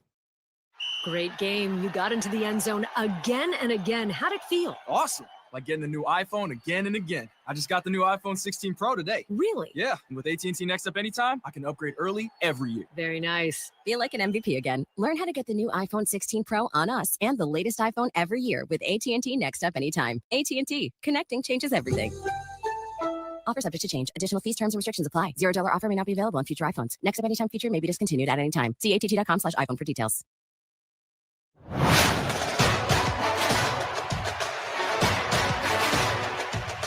This This is the Bad Boy Morris Pinstripe Bowl on ESPN Radio and the ESPN app. Forcing turnovers for Boston College has not been a problem all season long. They have come up with 25 turnovers now, but during the regular season, they had 23 and were able to score 86 points off of those turnovers. Unfortunately, today, they're +2, but they have come up empty so far in being able to cash in on Nebraska. And as a result, Nebraska has a 7-0 lead with 6:25 left in the first half here in the Bronx at the Bad Boy Mowers Pinstripe Bowl. Chris Garland, along with former head coach Steve Adazio. And boy, I'd have to believe you get a little bit of an uneasy feeling as a coach when you have those chances, but you're not able to take advantage. So, I mean, it's when you don't score when you're in the red zone, not at all. I mean, you want to score touchdowns. They're not getting touchdowns or field goals, and you feel like this is going to come back and get them. Well, it'll be first down for Nebraska at their own 34-yard line. The Huskers have moved the football with 128 yards so far today. Their lone touchdown coming from Ramir Johnson, who missed 3 games this season with an ankle injury. But since Dana Holgerson took over as the offensive coordinator, he's been featured in that Nebraska offense a bit more, and he will line up off the right hip of Dylan Raiola on first down from the Nebraska 34. Here comes the blitz. Raiola to throw. With time over the middle, it's caught by the tight end. That's Thomas Fedoni out at the 45-yard line. A pickup of 13 and a first down. KP Price on his back went for the ride and finally got him to the ground. Yeah, they came out with a little play action. They pull the guard to assimilate a gap scheme power play and form a nice pocket and dump it off to the tight end. Nicely done. He'll go trips to the left side, the wide side, near side of the field. Raiola fakes the handoff, tosses it out left. It is complete. Jalen Lloyd, sophomore from Omaha, on the little quick screen to the wide receiver, will pick up 7 across the 50 outside the numbers. Bryce Steele, what a story he is, the middle linebacker for BC, made the stop. Young man who has overcome thymoma, a very rare form of cancer, on 3 separate occasions. First diagnosed when he was 17 years old. And he, this season, was limited to just 4 games, wanted to keep his red shirt intact as Raiola takes a shot deep down the left sideline, and it's incomplete. Overthrew his intended receiver, Lloyd. But to finish the thought on Steele, he was told last year he wasn't going to be able to play football again. He's undergone 6 surgeries and battling cancer over the last several years, but this year able to come back. Still not quite there, but with the rules in college football, you could play in 4 games and a bowl game and still keep your red shirt intact, and that's what he'll do for next year. Yeah, it's an inspirational story, and we all wish him nothing but the best. Third down and 3 for Nebraska at the 47 of Boston College. Here is Raiola out of the gun. Takes the snap, dumps it left too high on the little crosser intended for Ja'Cory Barney right in front of the Nebraska bench at the 45, and it falls incomplete. Neto Akpala was providing the pressure, and Nebraska is going to leave their offense on the field at the 47 of BC with 5 minutes left here in the first half.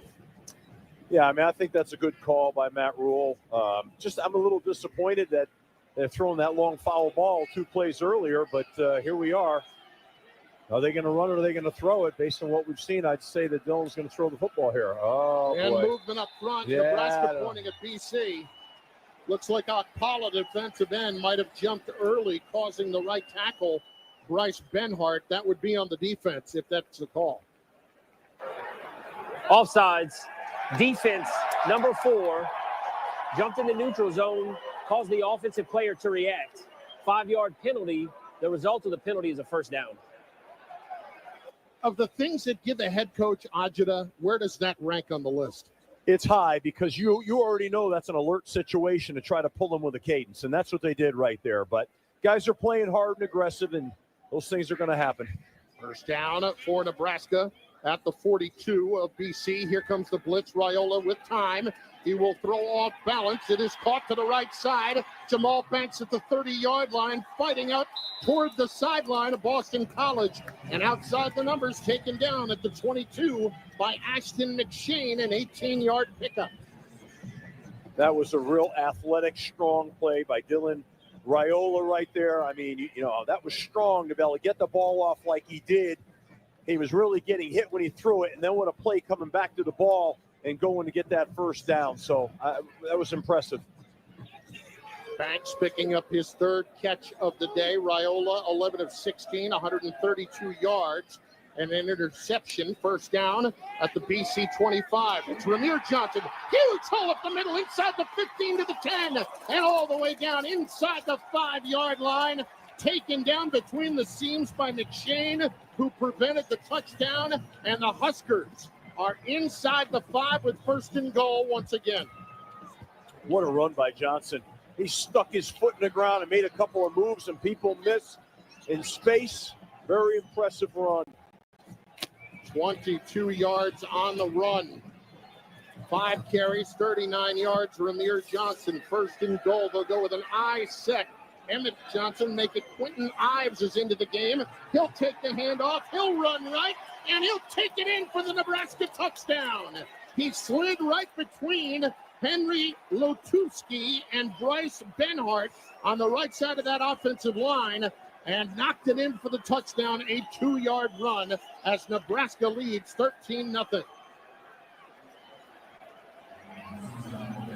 Chris, that was old school football right there. They lined up in the I formation, brought a big blocking fullback in, and slammed it right up in there. Why not with a guy who's 6'3" and 210? And Nebraska with a chance to extend their lead with John Holon for the point after. The holder is the punter, Brian Buscemi. Good snap, good spot. The kick is blocked, and it's scooped up by McShane of Boston College. He is down the sideline to the 40, to the 30, down to the 20. He will go, and he will pick up 2 points as the snap was a little bit low, and it was blocked, and he brings it back for the score the other way as Boston College gets on the board with a 2-point conversion on the return of the block kick.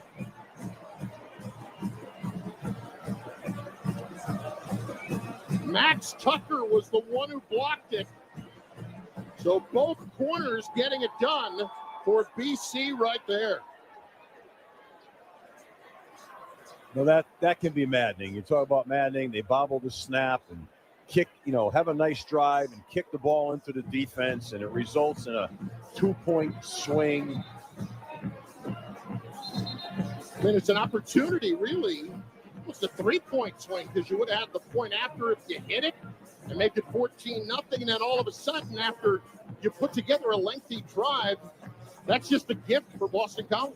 Yeah, no, you're right. That's the 3-point swing. And you never know how that's going to factor on as this game goes.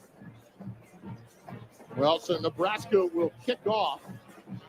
On that return block of the extra point, Ashton McShane gets the Eagles on the board, and they will get the football. They have moved the ball to the tune of 131 yards today, but don't have any offensive points to show for it. Jonathan Montague, freshman from North Carolina, is on to return the kick. Here is the kickoff. It's a short kick taken to the 20-yard line. And that was it by Cameron Martinez as Nebraska got a big hit on special teams. Coming up to make the stop was Elijah Judy, the defensive end on specials, a 13-yard return.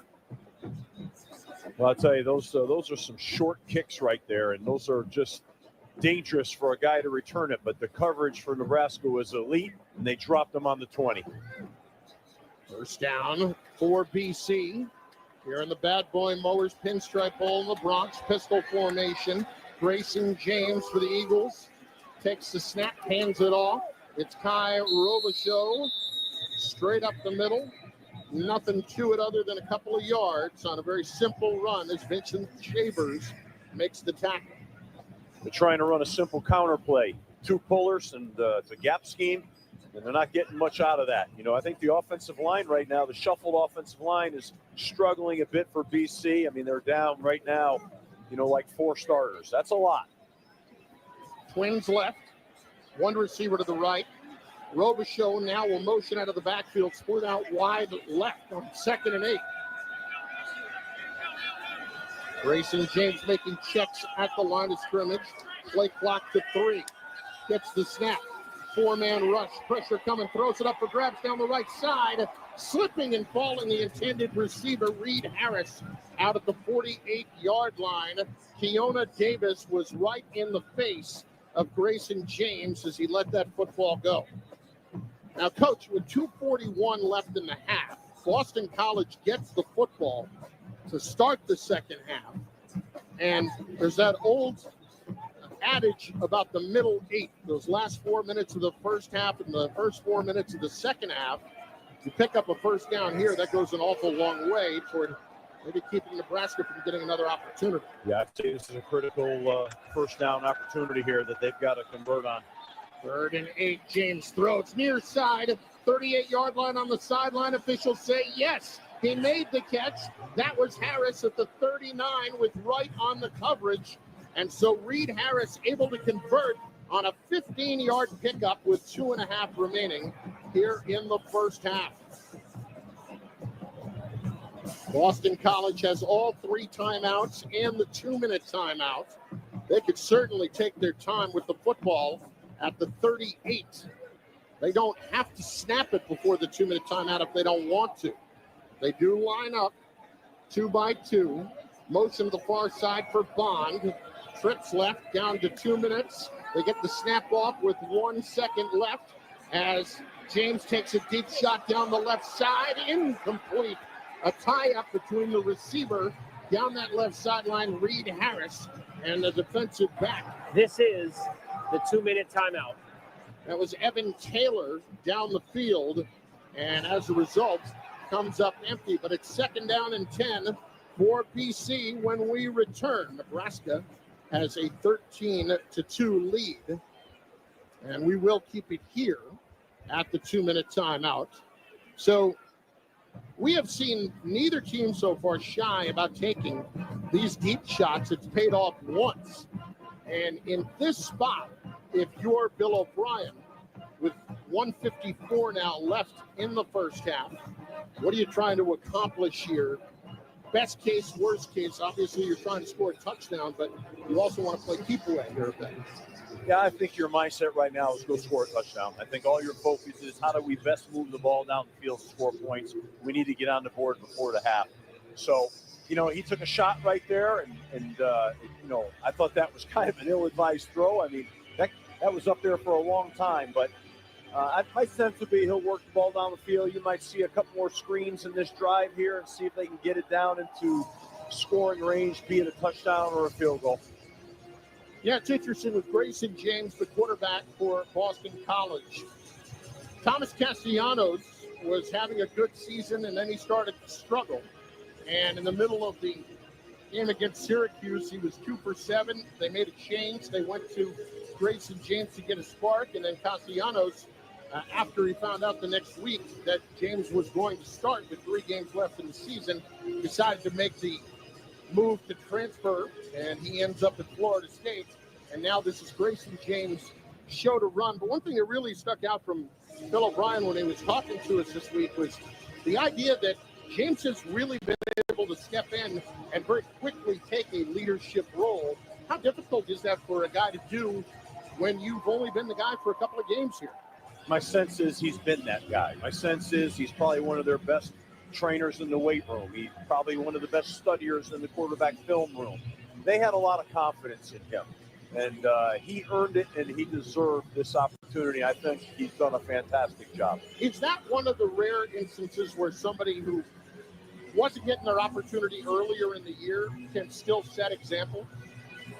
Yeah, I mean, I think I love that about football, right? That's what it's all about.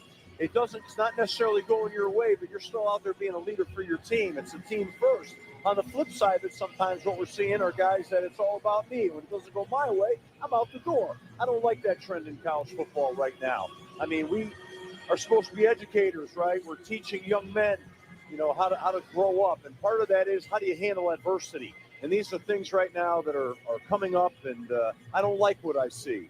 And I don't think it's right. But this is the era that we're in right now.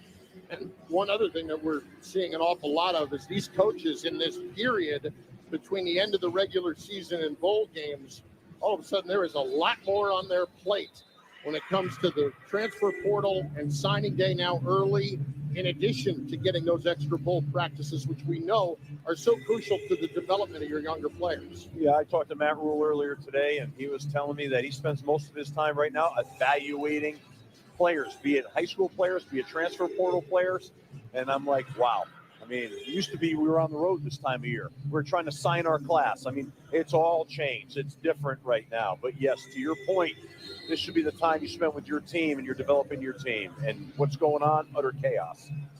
Well, Boston College off the 2-minute timeout with 1:54 left has a 2nd and 10 at their own 38. Kai Robichaux in the backfield. Grayson James out of the shotgun, drops to throw, lofts it up deep left. It's caught but out of bounds by Dino Tomlin, the son of Pittsburgh Steelers head coach Mike Tomlin. He had both feet out of bounds, a graduate student, transfer from Maryland. 3rd and 10 coming up for BC. Boston College 4 of 8 on 3rd downs today. And as we see the replay, that wasn't even close. 13-2, Nebraska on top of Boston College, which sounds like a blowout baseball game score, appropriately enough, here at Yankee Stadium. Here's Grayson James on 3rd and 10, taking the snap. He's going to throw deep over the middle, and it's caught at the 40-yard line. What a leaping grab by Lewis Bond in traffic. And it's a first down on the left hash at the 39 and a 23-yard pickup. Well, I'll tell you, that's 2 third downs on this drive, 2 third and longs, and they've hit on both of them. What a great catch by Bond and a great throw by James. Bond's second terrific catch of the day. Here's James under pressure. Flushed out left, James. He'll tuck it and run down the far sideline and goes out of bounds at the 28 of Nebraska. And 11 up for a first down on that pickup of 11. Nebraska's not getting the same amount of pressure anymore on James, and they're also loose and contained with their pass rush right now. And that's something they got to get fixed here. I wouldn't be surprised if maybe you saw them dial up a little pressure.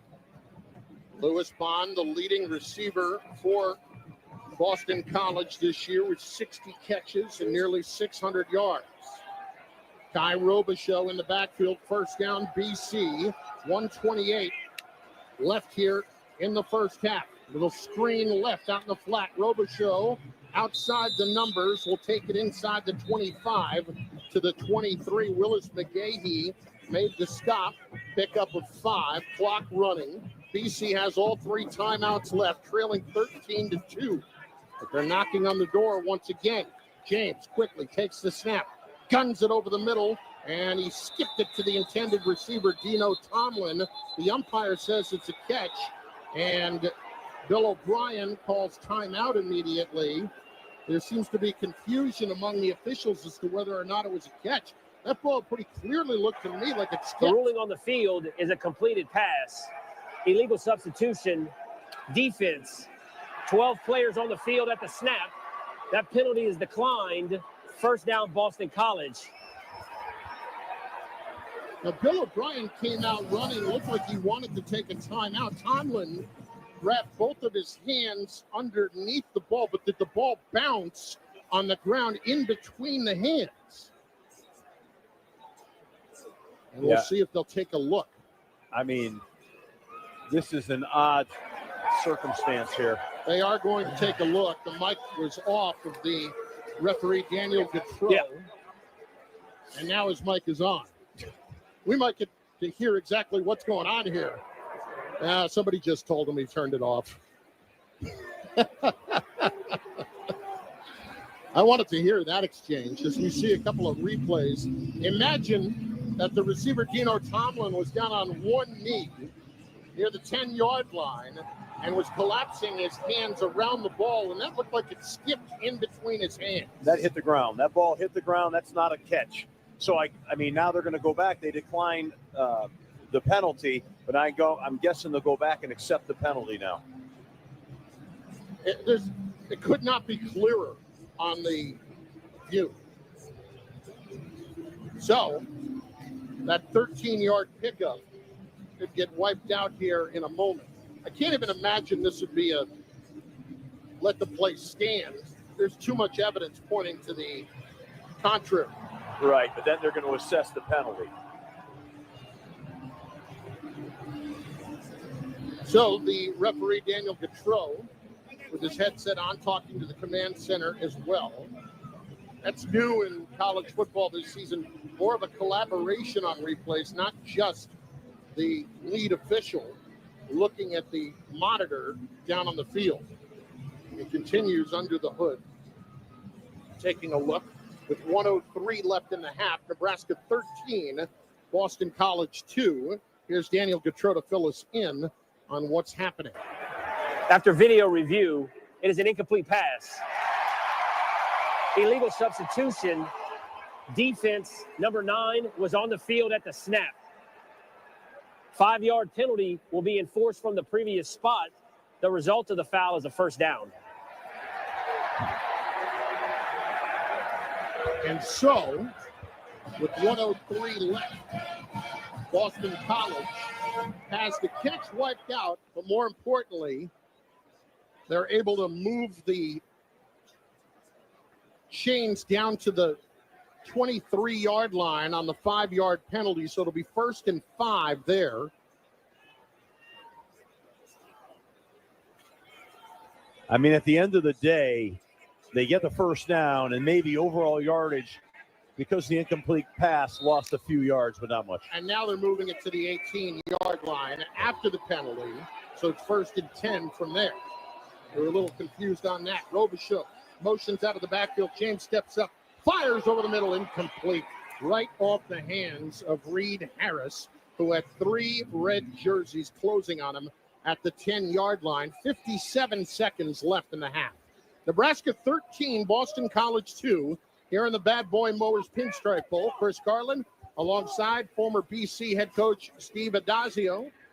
Ball at the 18-yard line, 2nd down and 10 for the Eagles, who have put up 188 yards of offense, but haven't scored any offensive points so far. There are 2 points coming on a blocked extra point return. 5 wides, pressure coming, quick throw left. Robichaux makes the catch and shouldered out of bounds on the far sideline, near a first down inside the 10. It'll depend on the spot. It looks like he got it. Vincent Shavers knocked him out, but it is a pickup of 10. 1st and goal with 53 seconds left. They knew they had man coverage. They ran a little pick concept, and they hit the Catch back. And a first down. The previous play is under video review. They could take a look to see if A, he got the first down, or B, he was definitively inbounds. The latter was almost certainly true. It's just, where did he get knocked out? Was it inside the 8-yard line or not? That's where he needed to get to. My quick eyes from here, I kind of thought he was short, but I can't see it across the field that well. Just depends on the momentum right there. That's close. It looked like he got the first foot in bounds. He definitely made the catch and then was hit at the 9. He's short. Yeah, I think he's short too. I think he's short, and that's what they're checking out. I think this thing won't be a first down. Nice play concept, though, they had there. I liked it a lot. I like those little short pick routes like that against man coverage. You're an offensive coach by trade. I thought you'd call it a rub route. After video review, the runner was short of the line of the game. The ball be placed just short of the 8-yard line. It'll be 3rd down, Nebraska. Boston College. I've always heard the offensive coaches call it a rub route and the defensive coaches call it a pick route. Yeah, we used to run a sprint out. We'd call it sprint right rub. So you got it. You got the lingo. But a rub is a pick because they're rubbing that defender. So it's third down and call it a half yard at the 9. Grayson James in the shotgun. Robichaux right behind it. Takes the snap, fakes the handoff, dumps it right. It's caught, but at the 9, I think he's short of the first down. It looked like the tight end, Jeremiah Franklin, didn't get there. No gain. Bill O'Brien comes out and immediately timeout. It is their first. It will be 30 seconds. 43 seconds left in the half. I'm curious as to why throw the ball in that instance. I know everybody's expecting you to run, but Coach, take us inside that decision right there, because you've had Robichaux, who so far has had some okay success running the football. Yeah, I mean, I think, he decided, hey, I have timeouts in my pocket. I'm going to show a hard run fake and try to get the ball into the flat. I would have thought with their run demeanor of it, but I don't know the inner workings now with this reworked offensive line here, right? New center and all that. They decide to throw for it. I would not be shocked now if they come back on third down and try to run for that first down. I think he still has does he have 2 timeouts left? Yep. So he's got 2 timeouts left. He may try to run it here, and if he might try to say, I'm going to go run it twice. I don't know. Will he settle for 3? He might say, no, I need to get a touchdown here. I'm going to capitalize on his field position. So here we go on fourth down. Robichaux, the call, trying to fight, trying to get help from his friends. BC thinks they stopped him, or BC thinks they got there. Nebraska thinks they stopped him. It's going to be very close. Yeah, I don't think he got there, but we'll see how much progress there is. And the officials say he did not get there, and they turn it over on downs. Boston College has had so many opportunities in Nebraska territory, and they have come up empty on each of those drives. Wow. Yeah. Well, that's a byproduct of what I talked about, that offensive line right now. They didn't get a lot of push. There's no surge. That hurts right there. That hurts. That's, what is that now? 3 or 4 opportunities? 3 opportunities, no points. 38 seconds left in the half. Nebraska 13, Boston College 2. And Nebraska will take a knee, and they will be more than content to go into the locker room with a 13-2 lead. Boston College gets the football to start the second half. The story for the first 30 minutes, missed opportunities for the Eagles.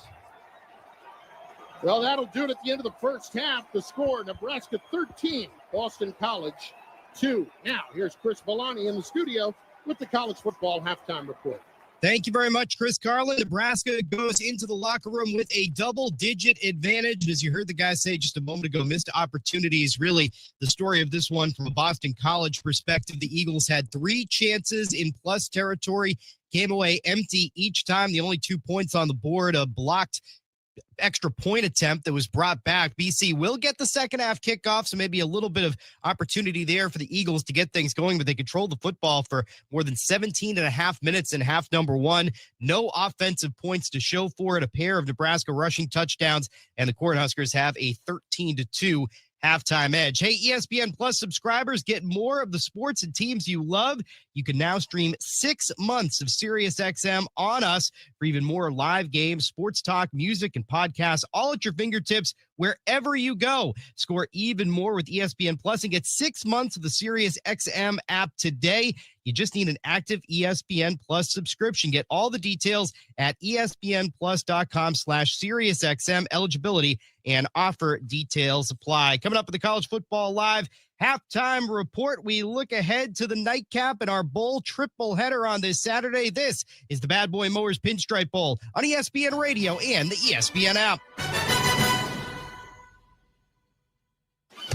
Bad Boy Mowers are for the renegades, for the rebels, and the rogues. Our mowers aren't for everyone. Neither are Bad Boy tractors. These heavy-duty, mid-size, and subcompact bad boys are built for the bold, taking on the toughest jobs and carrying the load with a versatile line of implements that work as hard as you do. Bad Boy mowers and tractors. Power, performance, attitude. Some people just know they could save hundreds on car insurance by checking Allstate first. Like to check that your guests like spicy first before serving atomic hot wings. Who's hungry? Oh my gosh. What are these? You don't like them?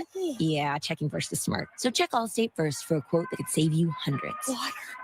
You're in good hands with Allstate. Savings vary, subject to terms, conditions, and availability. Allstate Fire and Casualty Insurance Company and affiliates, Northbrook, Illinois. Some things you wouldn't mind being stuck with, like a huge inheritance. But a phone that has to be plugged in just right so it charges is not one of those things. Switch to Verizon and we'll pay off your old phone up to $800 via prepaid MasterCard for a new one on us. Just trade in any phone from our top brands with select unlimited plans. $829.99 purchase with new smartphone line on select unlimited plans. Minimum $90 per month with auto pay plus taxes and fees for 36 months required. Plus $830 trade-in/promo credit applied over 36 months. Trade-in terms apply. Payoff phone requires smartphone purchase and port-in with new smartphone line on select plan. Must provide most recent bill showing payoff amount of eligible phone. Additional terms apply. At the Home Depot, we know Saturdays are for college football. That's why we have everything you need to never miss a play, like Bear Dynasty interior paint, their most durable one-coat hide paint ever. From a team color statement wall to a fan cave, complete with a mural honoring Nick Saban's 17-year dynasty. Hey, I like that idea. Nothing beats Bear Dynasty interior paint. It's everything you need all in one can. Defend your game time with Bear and the Home Depot. How doers get more done. Valid only when intended to colors from the Bear Dynasty and Marquee Interior One-Coat Hide Color Collection.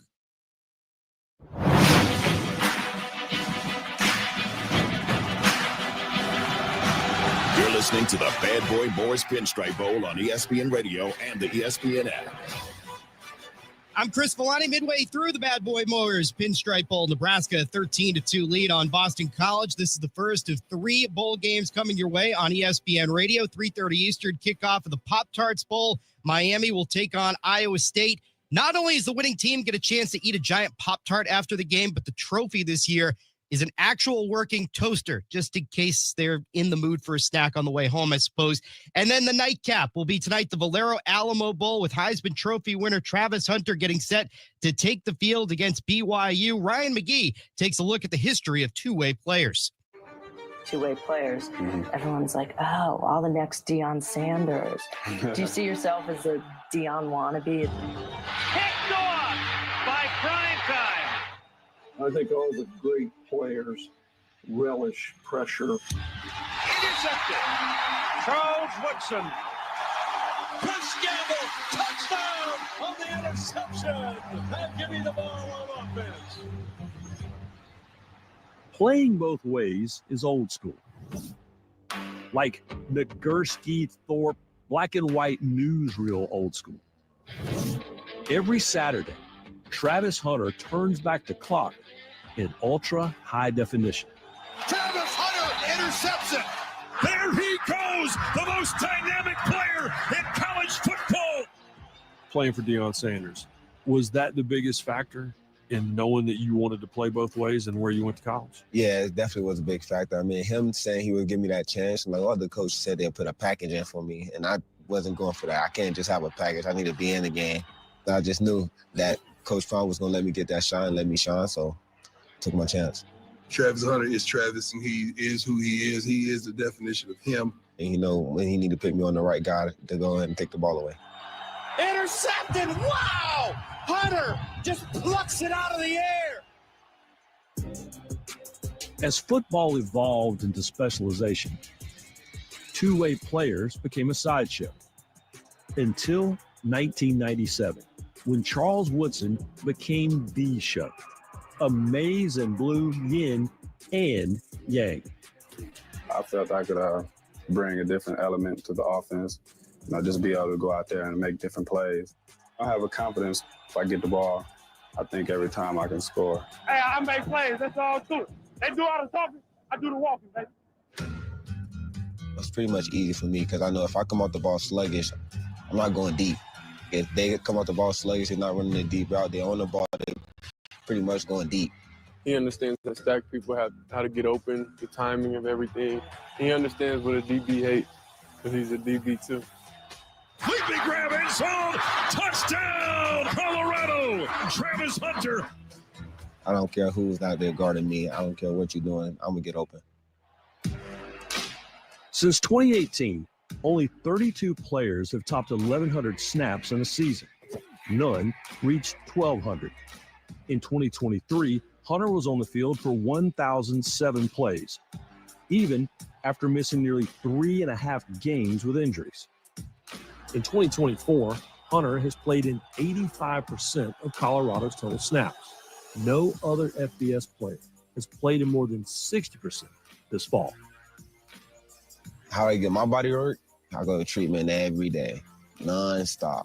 Like right now, I got stem on my legs right now to go shocking down through my calves to my ankle right now to make sure it stay healthy, stay strong. Doing things that nobody in college football at this level is even attempting to do. You're talking about 1,500 snaps if you stay healthy through the course of the year. There's a lot of people who are very loud about that's too much. Yeah. What do you say to that? I mean, they haven't been here on my journey, so they don't know how much I can take it. They haven't seen me in practice. They haven't seen what I've been doing to keep up with my body. So every level I have proven them wrong that I can play both sides of the ball, and they just going to keep saying it. So it really don't bother me. I just go out and keep showing them that I can do it. Travis Hunter and the Buffaloes trying to prove that today is a day for doing. Brought to you by the Home Depot. Get everything you want in a paint all in one can with Bear Dynasty from the Home Depot. The Valero Alamo Bowl coming your way, 7:30 Eastern, the kickoff, BYU in Colorado, right here on ESPN Radio. Halftime in the Bronx, Nebraska, a 13-2 advantage on Boston College. Coming up, the College Football Live halftime report. We get you caught up on the highlights from half number one. You're listening to the Bad Boy Mowers Pinstripe Bowl on ESPN Radio and the ESPN app. The college football playoff has arrived. Georgia versus Notre Dame. There's a different feel to the playoff. Boise State versus Penn State. The stakes get much higher. Oregon versus Ohio State. There's intensity that gets ratcheted up. Arizona State versus Texas. The magic continues. The college football playoff quarterfinals. You can feel the electricity. New Year's Eve and New Year's Day on ESPN Radio and on ESPN. It's bowl season on ESPN Radio. 25 bowl games, including the college football playoff and national championship game. Touchdown! The electricity, the atmosphere. This is why you do what you do. Bowl season continues Monday with a TransPerfect Music City Bowl. Coverage begins at 2 Eastern on ESPN Radio and ESPN. It's the beauty of college football. You could just watch ESPN, but why not tap in? Tap into all your sports in one spot with the ESPN app. Tap into articles, analysis, and content with ESPN Plus. Tap into who's who and who should be in your lineup with ESPN Fantasy. What a monster week we saw. Tap into every, all the, and never miss the breaking news. Because once you tap in, you're tapped in. ESPN. Bam! Evan, Canty, and Michelle are unsportsmanlike. Why have I deviated from Pop-Tarts? I don't know. These They're are so good. so good, and they hit every single time. It got to the point my parents stopped buying them because we've run out of them so quickly, because we would have them not just for breakfast, but we would have them as a snack when we got home from school. We'd have them all the time. Yes. And we just ran out so quickly, they're just like, no, we can't buy any more. Unsportsmanlike. Weekday morning starting at 6 Eastern on ESPN Radio and on ESPN2. 30 for 30 presents the New York Sack Exchange. Flecko, Lyon, Salam, Gastineau. If you hit a quarterback and if they got up, you didn't do your job. They were a brotherhood. There is no magic formula for controlling the New York Sack Exchange. But brothers don't always play nice. Flecko could not stand me.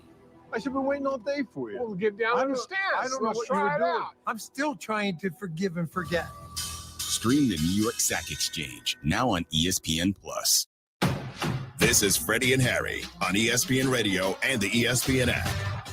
I believe it's Tom Brady and Patrick Mahomes and then Joe Montana. Patrick Mahomes is the most gifted quarterback that we've ever seen in the game. He really is. And I don't believe it's going to take 5 or 6 or 7 Super Bowls for him to eclipse Brady. Check out more from Freddie and Harry weekdays at 3 Eastern on ESPN Radio and the ESPN app.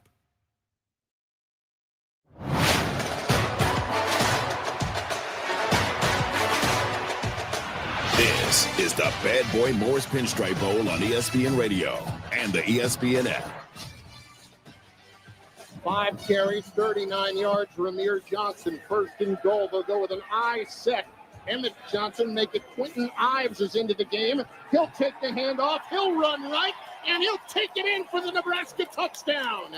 He slid right between Henry Lotuski and Bryce Benhart on the right side of that offensive line and knocked it in for the touchdown, a 2-yard run as Nebraska leads 13-0. That touchdown put Nebraska on top 13-0. Boston College blocked the ensuing extra point try, brought it back. Only 2 points for the Eagles so far, 13-2. Nebraska with the halftime lead. Your first half check-ins brought to you by Allstate. Some people just know they could save hundreds on car insurance by checking Allstate first. Visit allstate.com or call a local agent for a quote that could save you hundreds. You're in good hands with Allstate. I'm Chris Villani. Coming up on the College Football Live halftime report, Chris Carlin joined by a special guest, and we get you to the second half kickoff. This is the Bad Boy Mowers Pinstripe Bowl on ESPN Radio and the ESPN app.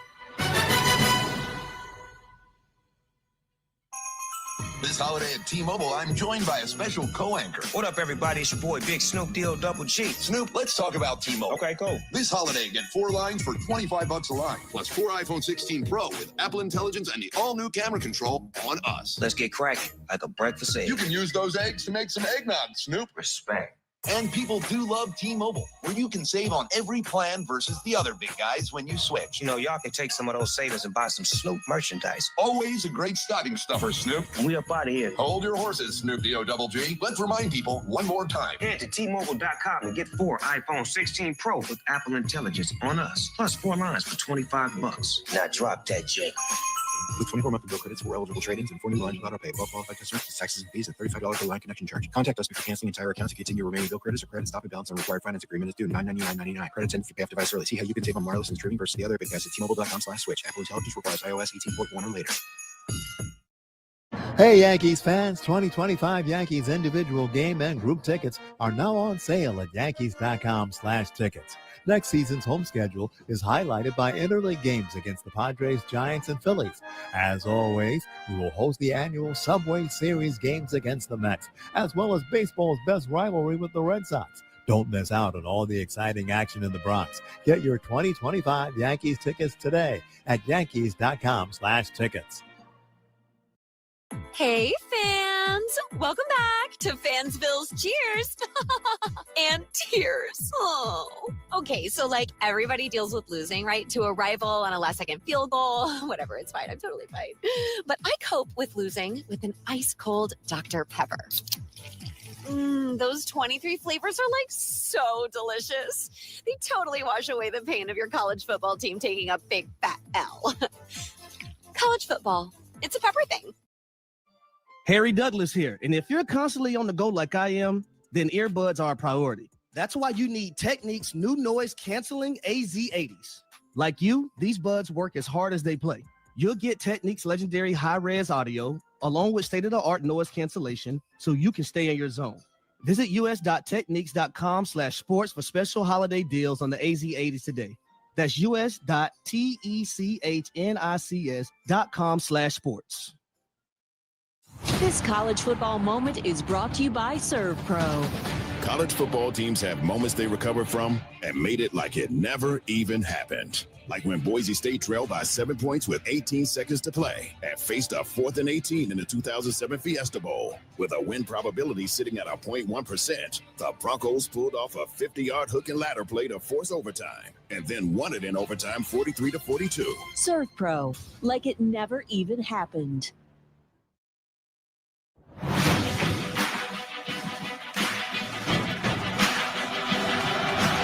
You're listening to the Bad Boy Boys Pinstripe Bowl on ESPN Radio and the ESPN app. I'm Chris Villani. Just a couple of minutes in front of the start of the second half. Nebraska leading Boston College 13-2. Let's get it back out to the Bronx. Chris Carlin standing by with Nick Carparelli, the executive director of bowl season. Take it away, Chris. Thanks, Chris. And Nick's been around college football for an awfully long time, former associate commissioner of the Big East, and now, as Chris said, running bowl season. And first of all, just give me your impressions of this bowl season so far, Nick. I mean, we've had some pretty good games along the way. What have you kind of taken away this year? Yeah, it's been awesome so far. We're only about halfway through. We've had 11 one-score games. I was really excited this year to see a lot of the top players playing in bowl games. You've seen a lot of opt-outs in previous years, but a lot of the guys are playing and really enjoying the experience. And we had a 5 overtime game on Christmas Eve, which was a record for bowl games. And 2 days later, we had a 6 overtime game, Pitt losing to Toledo. Really been exciting so far. You know, you mentioned the opt-outs. How about the idea of opt-outs, the transfer portal, all of that, taking a little bit of steam so far out of the bowl season? What has been the reaction across the board? Yeah, that's a good question. It's a question I get asked a lot, and I like to state up front. People need to understand that the problem is not with bowl games. People love bowl games. They love watching bowl games. They love playing in bowl games. You know, the average non-CFP bowl game averages 3 million viewers on television. The problem is with the system that revolves around college football in general. You're seeing opt-outs in the regular season. You're seeing opt-outs in playoff teams.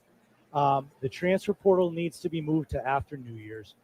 There needs to be contracts with these student athletes, whether it's the NIL money, whether it's the direct payments that are going to start July 1st. If you're going to be accepting payment, Chris, you and I have jobs. We get paid to do the job. If we don't do the job, we don't get paid. So it stands to reason that if athletes want to get paid, which I believe they should, that the bare minimum is that they play in the games. And I think we're going to see that as this continues to evolve. What about from the coach's perspective and the schedule? Because you talk to some coaches, and with all of that, with the portal, now with signing day moved up into December, all of those things, and getting your team ready for what is ultimately a reward for all of them during the season. All of that has to change, it feels like, from a calendar perspective. It absolutely has to. Every coach across the board wants it to change, needs it to change. College athletics does not evolve very quickly. So I don't know what the timetable is, but I know it will change. Coaches need to be able to focus on preparing for bowl season. They've earned that reward. For a lot of programs, it's a launching point into the next season. And then once they play their bowl game, they can focus on the transfer portal, their own players, as well as the players they want to bring in. All right, next couple of weeks, what has bowl season helped shape here as we get further down toward the rest of the college football playoff? Well, I think, every bowl game is a great bowl game. I don't like to say there's levels or tiers to them, but I think we know as bowl season progresses, the games become a little bit more meaningful. We start to weave in some of the playoff games. I'm going to be at the Sugar Bowl on New Year's Day, which is a quarterfinal this year. The Orange Bowl I'll be at 10 days later, which will be a semifinal. But then you got some great matchups like the Citrus Bowl with South Carolina coming off a great season playing Illinois. You have Alabama, Michigan in the ReliaQuest Bowl. The Gator Bowl is always exciting. Colorado, BYU in the Alamo Bowl is a game I'm looking forward to tonight. So we have a lot of great games, a lot of great matchups coming up. And people who say that, they question the bowl system. 12 teams in the playoff. College football needs more postseason opportunities than that, and the bowl season has been doing that for a long time. Nick, always great to see you. Appreciate the insight. Great seeing you, buddy. That is Nick Carparelli. He is the executive director of bowl season. He is here in the Bronx. He helped found the Pinstripe Bowl, the Bad Boy Mowers Pinstripe Bowl right now in its 15th season. It began back in 2010, and Nebraska has a 13-2 lead over Boston College. Chris Carlin, alongside the coach, Steve Adazio, as we get set for the start of the second half. And what we have seen so far from Nebraska, 197 yards, 189 yards of total offense, and they have been able to cash in, but Boston College has not been able to cash in. A short kickoff to start the second half taken by Cameron Martinez of BC, and he will run it out to the 29-yard line, and this is where the Eagles will get their first possession of the second half, and that had to be a frustrating locker room coach to come away with no points on those 3 lengthy drives for BC. Yeah, Chris, I think in the locker room what you're saying is, okay, guys, we didn't score any points, but we can really move the football. Now we just got to take care of being a little bit more efficient. The points will come. Hang in there, steady in the boat. We got a lot of football ahead of us. Part of that, the stat that will tell the story there, they're 5 of 10 on third down, but they're 0 for 3 on fourth down today. They have turned it over on downs 3 times. On first down, it is Kai Robichaux, the call on the quick hitter straight up the middle, and he will get nearly 5 yards as Javin Wright, the middle linebacker for Nebraska, makes the stop. A 13-2 Nebraska lead. BC's only points coming on a blocked PAT that was returned for a 2-point conversion. That's the first time I saw the line of scrimmage move and in behalf of Boston College. So it was a good, strong run, strong 5 yards. Lewis Bond in a slot right. Robichaux delayed handoff. This time, no, sir. Shut down by Cameron Lenhart, who was there for the exchange in the backfield, and they'll lose 3 yards. They tried to come back to the short side of the field, running the same counter play. He jumped around the kickout block, got in the backfield, and tackled him. Outstanding play. That kickout block, I mean, I think you're being a little kind when you call it that with what happened there. That was just a little juke move by Lenhart. Yeah, it was. 3rd down and 8 coming up. Another 3rd and 8 for Boston College. They've done a decent job of converting these. Big challenge here. Robichaux motioning out of the backfield. Now he'll come back and line up tight to the formation left. Here comes the blitz. Tracy James to throw. Batted down right in his face. The pressure was coming from Willis McGahee Jr., who swatted it down. Nebraska tried to treat it as if it was a backwards pass. On the field is an incomplete forward pass. 4th down. It was not a backwards pass. It was just hit so quickly that it looked like it might be. And BC goes 3 and out on their first possession of the second half. Well, Nebraska brought a +1 blitz, meaning they had one more defender than Boston College could handle in protection, playing 0 behind it. And that's what I felt that Nebraska would do, because they weren't getting much pressure at the end of the half. And BC has had all kinds of trouble in the punt game. Here's Liam Connor to punt. He boots it away. It is a wobbly short kick, and it'll take a sideways turn and roll out of bounds at the Nebraska 39-yard line. Not much of a punt. Just 30 yards. That has been a mess this season for Boston College. They have employed 4 different punters this year, and their collective average was just 37 yards a kick. Well, special teams are so critical, Chris. They create field position advantages, and they're not getting that advantage with the punt. Dylan Raiola, 11 of 16, 132 yards, an interception in the first half. Hands it off. It's Emmett Johnson running off, tackle to the left side to the 45-yard line, and he's knocked out at the 46. He'll pick up 6 yards. Joe Marinero, a name that Bill O'Brien couldn't say enough this week, is one of his leaders. Graduate student from Minnesota made the tackle. Really, truly one of the leaders on that team, and has been incredibly important for him down the stretch with injuries. 2nd down 3. Here's Raiola to throw. Taking a deep shot down the right side, and what a comeback catch by Jamal Banks at the 35-yard line of Boston College with Ashton McShane all over him. But there is a penalty flag, and it looks like it's coming back. Personal foul. Hands to the face. Offense, number 66. 15-yard penalty from the previous spot. Remains 2nd down. 2-time All Big Ten center Ben Scott called for that crucial foul that wipes out a 19-yard pickup. Let's pause 10 seconds for station identification. You're listening to the Bad Boy Mowers Pinstripe Bowl on ESPN Radio and the ESPN app. Well, I'd say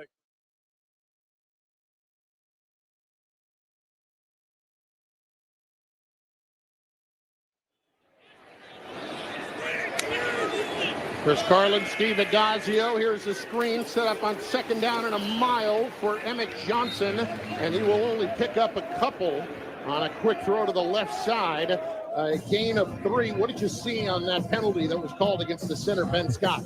Well, I mean, I don't know if I saw enough for that penalty. I saw enough for pass interference down the field by McShane. I mean, that was incredible to me. I mean, so the turn of those events right there, unbelievable. But anyways, here we go. It's a 3rd down and 15 at the 35 of Nebraska. Emmett Johnson off the left hip of Raiola, who takes the snap, 4-man rush, fires a crossing route for the tight end, Fedoni, and he will take it across the 40 to the 45. KP Price, the safety, made the stop.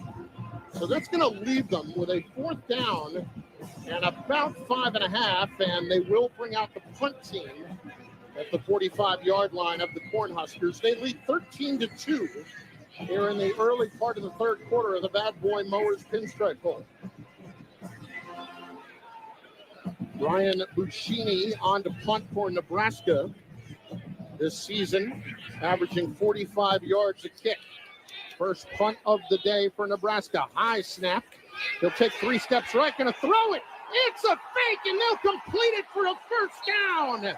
Nebraska completes it to Isaac Gifford, the reserve defensive back, across the 50 to the 47-yard line, a gain of 7, and the Huskers will get a fresh life on this series.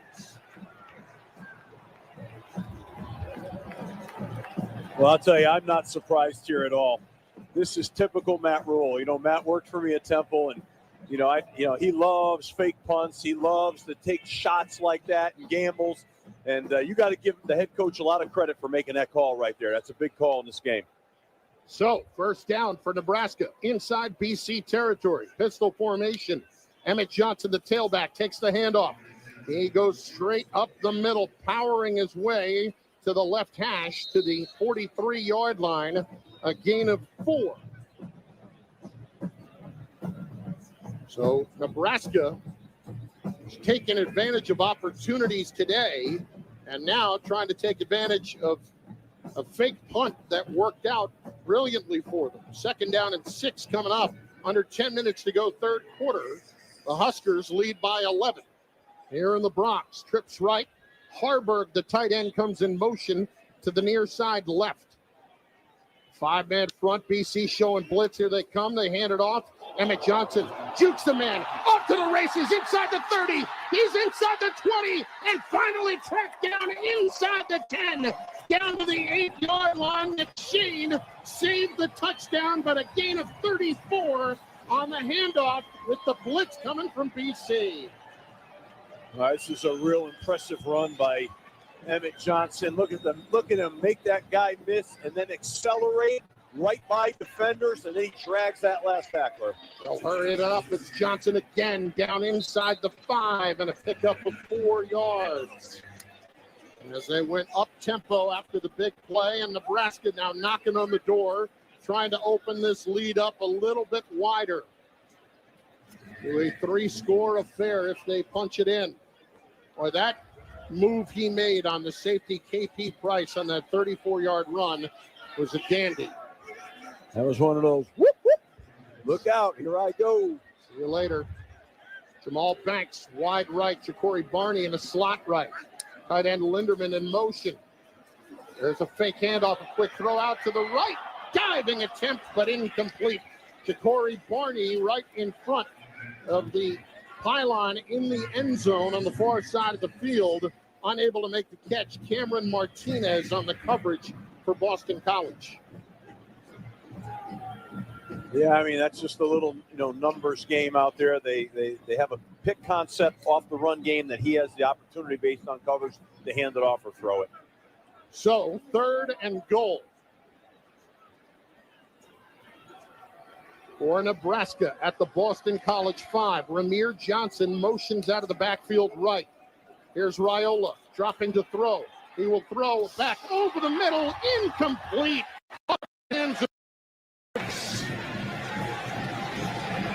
Golden chance there for Nebraska to really open this game up. And instead, they'll have to send out the field goal unit. He threw it right back over and saw Banks wide open, and Banks just had that right in the breadbasket and dropped it. That's a real ill-advised throw, though, Chris. Throwing across your body, back across the field. You can't vision the hinge defender over there. Lucky that doesn't get picked. Left hash, Brian Buccini to hold for John Hole. 23-yard attempt. Another fake. Buccini takes the snap and runs up to the 5-yard line and is stopped. BC not fooled at all. And the Eagles come up with a crucial stop to keep it an 11-point game as Davion Crouch made the tackle on the holder. That was Buccini, the punter. Wow. We've got 8:15 left in the third quarter. 13-2, Nebraska over Boston College. You're listening to the Bad Boy Mowers Pinstripe Bowl on ESPN Radio and the ESPN app. Kevin, Canty, and Michelle are unsportsmanlike. I think the Chiefs are going to be one and done in the playoffs. I know that they're winning a lot of football games, and this is a team with the muscle memory and the DNA of a champion. But with Patrick Mahomes banged up, even though he's played hurt a lot in his career and had success in spite of it, they haven't been impressive in their wins. And if he is hampered at all, I think that affects them. Unsportsmanlike. Weekday mornings starting at 6 Eastern on ESPN Radio and on ESPN2. The last Monday Night Football of 2024 is upon us. Jared Goff and the Lions are out for redemption as they head to San Francisco for an NFC Championship rematch. Who had that on the bingo card? Touchdown Lions! As Brock Purdy and the 49ers look to make a statement and take down Detroit once again. He's gone. Touchdown 49ers. Lions 49ers. Monday at 8 p.m. Eastern on ESPN and ABC. Amber and Ian. Would that 31-yard field goal, as it hits the uprights, have bounced through the uprights if that kicker was in a New York Jets uniform, and it bounces in if he's a Chiefs kicker? Look, because that's the black magic that the Chiefs somehow are practicing. I can't figure it out, Amber, but I'm telling you, that's how it's working. Amber and Ian. Weeknights at 7 Eastern on ESPN Radio and on Sirius XM Channel 80.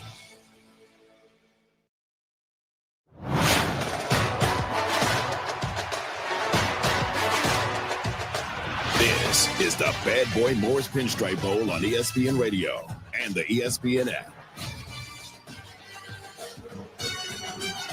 Well, the fakery pays off, and then it taketh away. Matt Rule goes for a fake punt on 4th down at midfield, and he's able to convert with that, with Brian Buschini converting a pass to reserve linebacker Isaac Gifford. But then later, lining up for a 23-yard field goal attempt, Buschini, the holder, took the snap and took off to run. Boston College not fooled, and Nebraska turns it back over on downs as the Eagles will get the football deep in their own territory. A 13-2 Nebraska lead. Chris Carlin, Steve Adazio at the Bad Boy Mowers Pinstripe Bowl. Coach, that one was a gift that was just given from Matt Rule to Bill O'Brien. Yeah, I mean, that's a tough one right there. I think you take the points after you work so hard to get down the field down there, but he wants to be aggressive, and they must have saw something on film they liked, but you couldn't see it on that play. So BC will get the football at their own 7-yard line. Second time today they have started at their own 7. First time was on their first drive. They came up with an interception down deep in their own territory. And they ended up missing a 43-yard field goal at the end of that drive. BC has not put up any offensive points today, despite 200 yards of total offense midway through the third quarter. So Grayson James at quarterback with Kai Robichaux behind him. In the pistol, they'll fake the handoff. James to throw. Taking a deep shot down the field. He's got his tight end, Jeremiah Franklin, out across the 40-yard line. And Franklin with a big gain to the 42. John Bullock made the tackle, but a 34-yard pickup. Really nice toss by Grayson James, right on the money, drops it in there, and big play, big explosive. James back to the pistol, split receivers. He will hand it off. Robichaux, nothing doing. Play was blown up. Zaire Wright made the tackle. Riley Van Poppel made sure there was nowhere to go by taking up an awful lot of real estate at the line of scrimmage. A gain of 1. Robichaux today has 10 carries for 18 yards. Boston College running the football overall 20 for 42. That is not their usual production, but they're going up against a terrific run defense, and they're doing it with a makeshift offensive line today. On 2nd down and 9, here's James dropping to throw. Guns it left. Caught Dino Tomlin right near the sticks. Inside the numbers at the 48-yard line. A gain of 10. Marquise Buford knocked him back, but not before he picked up the first down. I think if you talk to Matt Rule before the game, he'd say, hey, we can stop the run, we're going to be in good shape here today. We'll do okay against the pass. But quite honestly, BC's having the most success throwing the football right now. 15 of 23, 191 yards for Grayson James, who's in the gun. And he'll fake the handoff on first down. He'll roll out to the right with pressure coming, throwing it downfield and incomplete. Trying to come back to make the catch was Lewis Bond at the 25-yard line. Thought he was inhibited, shall we say, from getting to the football. Malcolm Hartzog. Timeout for a defensive player injury. Was there on the coverage, and he is the one who is down for Nebraska with 6:22 left here in the third quarter. The Cornhuskers lead Boston College 13-2 here in New York City. This is the Bad Boy Mowers Pinstripe Bowl on ESPN Radio and the ESPN app. Hey, fans! Welcome back to Fansville's Cheers and Tears. Oh. Okay, so like everybody deals with losing, right? To a rival on a last-second field goal. Whatever, it's fine. I'm totally fine. But I cope with losing with an ice-cold Dr. Pepper. Those 23 flavors are like so delicious. They totally wash away the pain of your college football team taking a big fat L. College football, it's a pepper thing. This college football moment is brought to you by Serve Pro.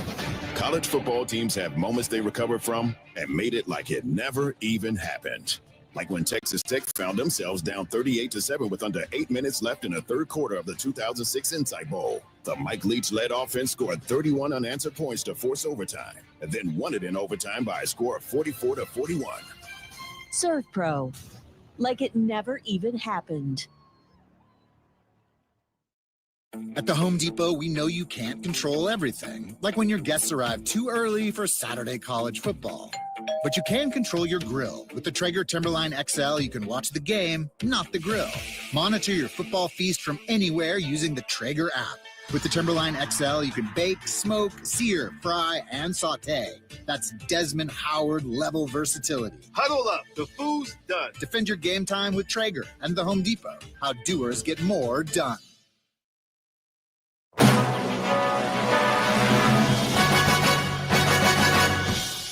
I'm Chris Villani on ESPN Radio. Coming up at 3:30 Eastern, kickoff of the Pop-Tarts Bowl, Miami and Iowa State. The Hurricanes as high as number 4 in the nation late in the season, but a loss to Georgia Tech on the road, then a season-ending setback against Syracuse. Those two losses took them out of the college football playoff, but a win today and a trophy that's an actual toaster could make it like it never even happened, Brought to you by Serve Pro, the number one choice in cleanup and restoration. Let's get it back to the Bronx once again with Steve Adazio. Here's Chris Carlin. Well, here's the thing about that, Chris. First of all, phenomenal job by the marketing people from the Pop-Tarts Bowl to turn the trophy into an actual toaster.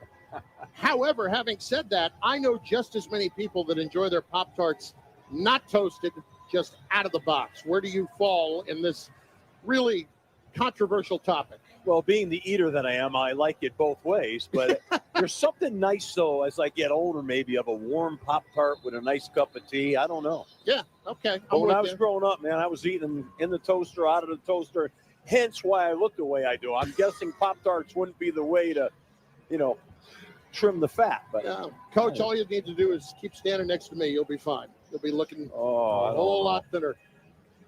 And I'm going all the way in. You have to toast the Pop-Tart. I'm a firm believer in that. Then you get out the icing afterward. Absolutely, top notch. My mouth is watering right now. You can't do that to me. Makes me want to get assigned the Pop-Tart Bowl next year. Yeah. If anybody who's listening who might be in charge of that, look into that. Thanks. It'll be a 2nd down and 10 for Boston College. At the 48 of Nebraska, 13-2, Nebraska leads. Here in the Bad Boy Mowers Pinstripe Bowl, Grayson James with the blitz coming. Hit as he throws, and the ball falls incomplete. Or was it a fumble? It is scooped up by Nebraska, and the officials say, yes, it is a fumble. John Bullock the fumble covered by the defense. First down to Nebraska. The linebacker with the sack, and Elijah Judy recovered the fumble. Now, as we watch the replay, James' arm started to come forward. Bullock hit him, and then the ball came out. Coach, what do you think?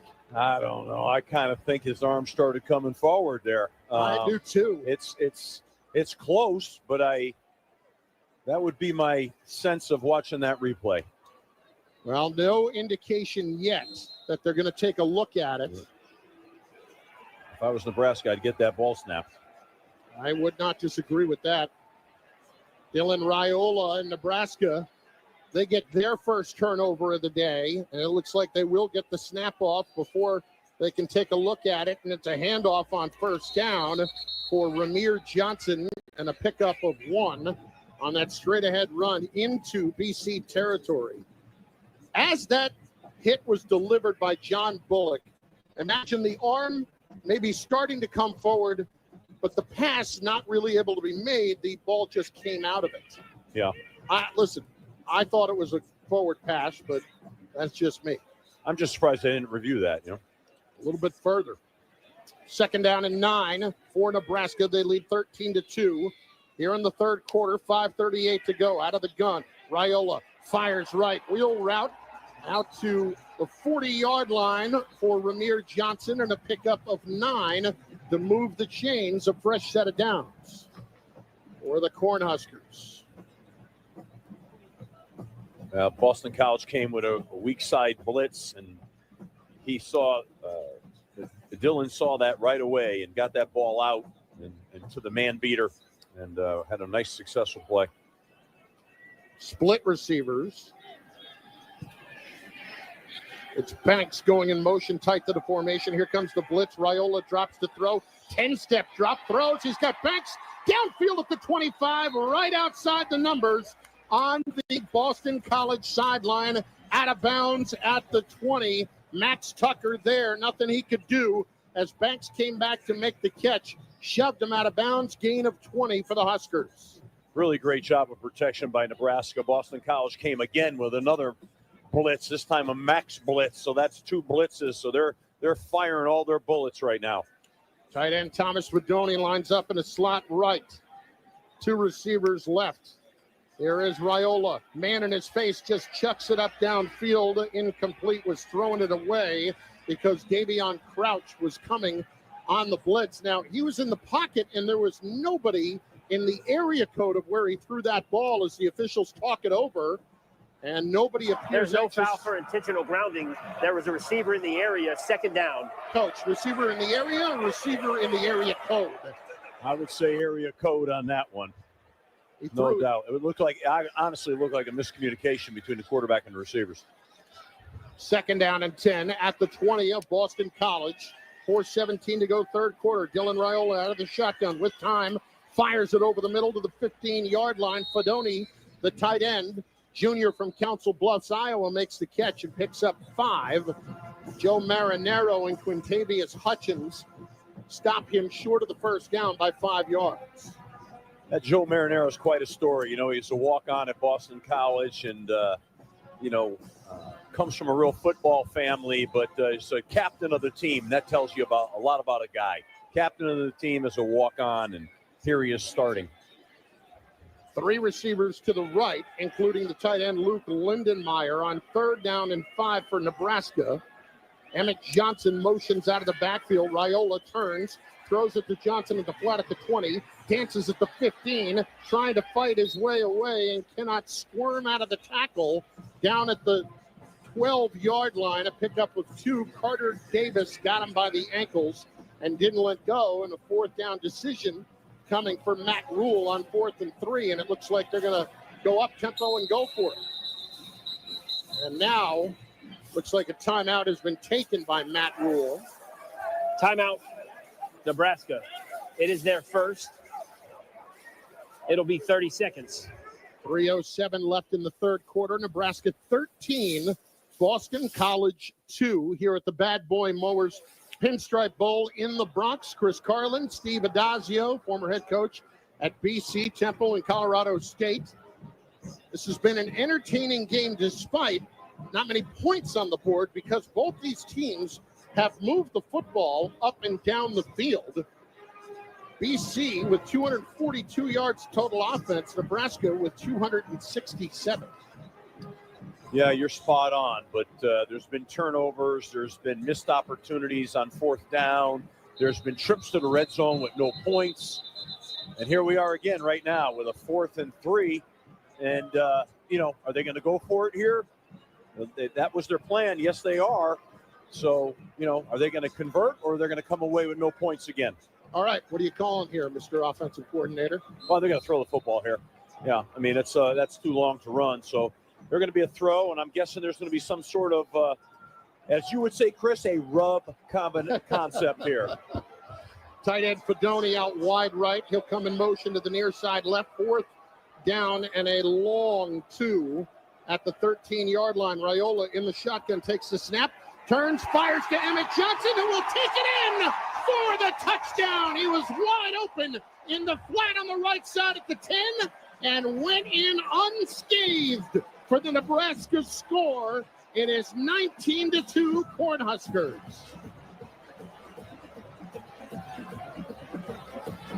And coach, for Johnson, looked like there was just a situation where he was not accounted for. Well, once again, like we just talked about, the linebacker has him in man coverage, and he got rubbed. And here we have touchdown, Nebraska. John Hull is on for the point after. Had one blocked earlier on a bad snap.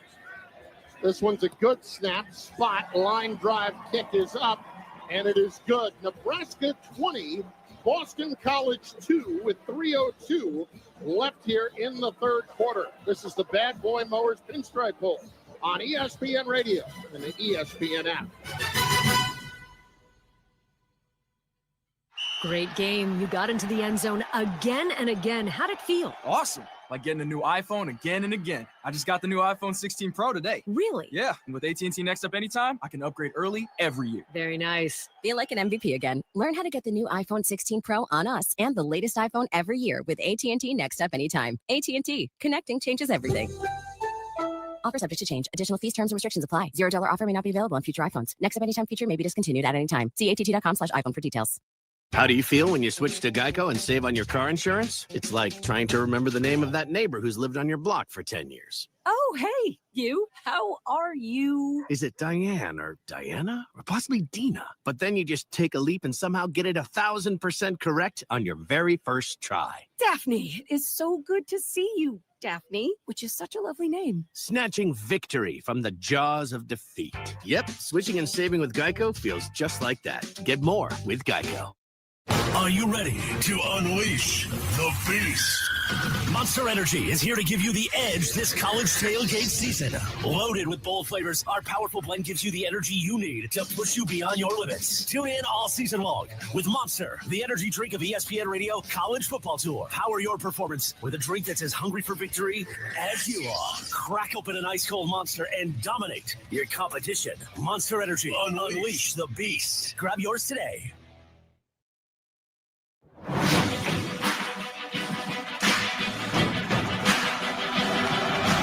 You're listening to the Bad Boy Boys Pinstripe Bowl on ESPN Radio and the ESPN app. 7-play drive, 50 yards, 3 minutes and 12 seconds off the clock. Nebraska 20, Boston College 2. Dylan Raiola has looked the part today. 19 of 27, 198 yards, 1 touchdown and 1 interception. That came on the first series of the afternoon. Since then, Steve Adazio, he has looked nearly flawless in most of what he's done. Yeah, he has. He's been impressive, and he's a tall, physical guy. He's got poise, and he's got a nice arm. Now, listen, there are always going to be people chasing quarterbacks around the country. But as a coach, just knowing that there are going to be people quietly knocking on his door, how do you handle that? It's not just Raiola. It's any quarterback across the country right now who is showing promise, especially as a younger player. Yeah, no question. Well, guys are going to have to ante up and pay these guys and keep them until they've got to get in a situation where they can tie these players up into contracts like in the NFL. It's not just free agency every year. You know what I mean? Has to be. And there has to be a little bit more common sense employed in all of this. And I know in some ways that is a bit of a foreign idea. Well, Nebraska will kick off with a 20-2 lead. Back deep for Boston College is Jonathan Montague, the converted wide receiver, or converted quarterback, I should say. Kick it deep. It's a line drive kick that just ends up on the ground. I think he lost his footing as he tried to kick it deep. And one of the upbacks just falls on it for Boston College at the 28-yard line. We haven't seen many problems with the field, but we've seen a little bit of slipping and sliding here and there. No, I think for the most part, credit to the Yankees. I think this field has held up well and handled all the water and given them decent footing. So it'll be 1st and 10 for Boston College here at Yankee Stadium. 3:01 left, third quarter. They are in an 18-point hole right now. Grayson James quickly throws out to the left. Turbo Richard makes the catch. He sidesteps one tackler and takes it to the 30-yard line. That backward pass could have easily gone for a loss, but he picked his way outside to pick up 2 before Willis McGahee finally got him in front of the BC sideline. There's a missed tackle on that play as well, but it's only they held it to a 2-yard gain. So it will be 2nd down and 8 for Boston College. Kai Robichaux today, only 19 yards on 10 carries for BC. Here is James to throw. Long out to the right side, caught out at the 41-yard line on the Nebraska sideline. And it's Lewis Bond with the catch and the first down. Sire Wright on the coverage, but a gain of 11, and BC going up-tempo, down by 18 late third quarter. Twins to each side, tight end left, empty backfield. Here comes the blitz. James throws right, Bond at the 45, forward progress to the 46 of Boston College. The safety Singleton got him to the ground, but a pickup of 5, and again, quickly to the line of scrimmage. They're doing this today with a makeshift offensive line after they had a lot of consistency all year. Here's James to throw over the middle, completes it. First catch for Kamari Morales, the tight end. And he will pick up a first down. Javin Wright stood him up, but a gain of 8 into Nebraska territory. And now Nebraska was trying to make some substitutions late. BC had made a prior to the snap. Timeout, Nebraska. It is their first. It will be 30 seconds. I thought that was their second timeout. Correction. Their second timeout of the second half. Told you, Daniel. You were on it. I'll tell you, I'm impressed with Grayson James.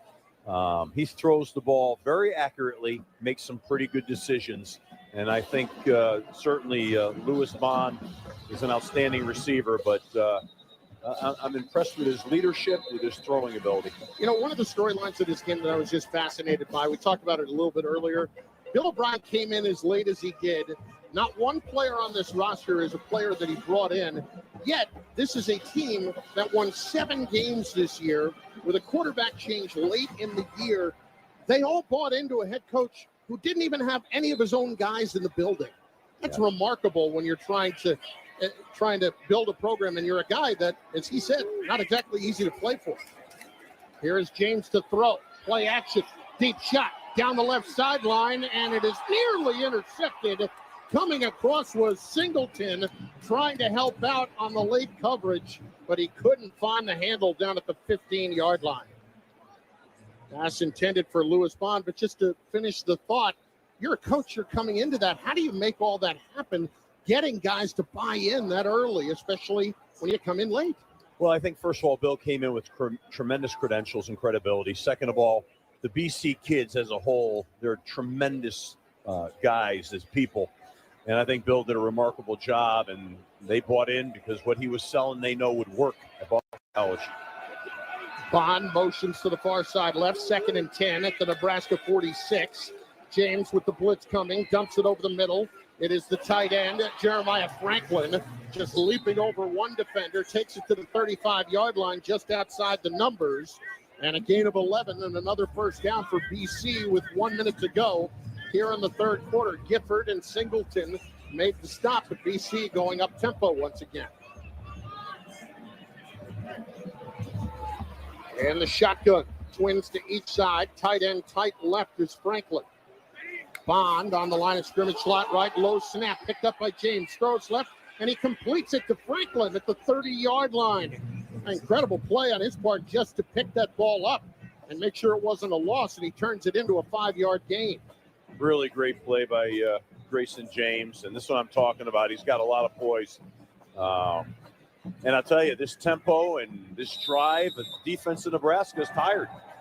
The ruling on the field is a completed pass.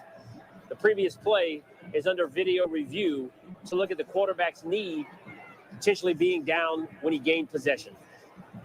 So when he went down to try to pick up that low snap, if his knee was down, even if he wasn't touched, he is down at that spot. That, of course, is the rule in college football. So that might turn into a loss after all. If his knee was, in fact, down, on the first look, it very well might have been. Our referee today, Daniel Gautreau, leading an SEC crew. He went down and kind of squatted, trying to pick it up, and then his right knee went down as he picked it up with his right hand. He's down.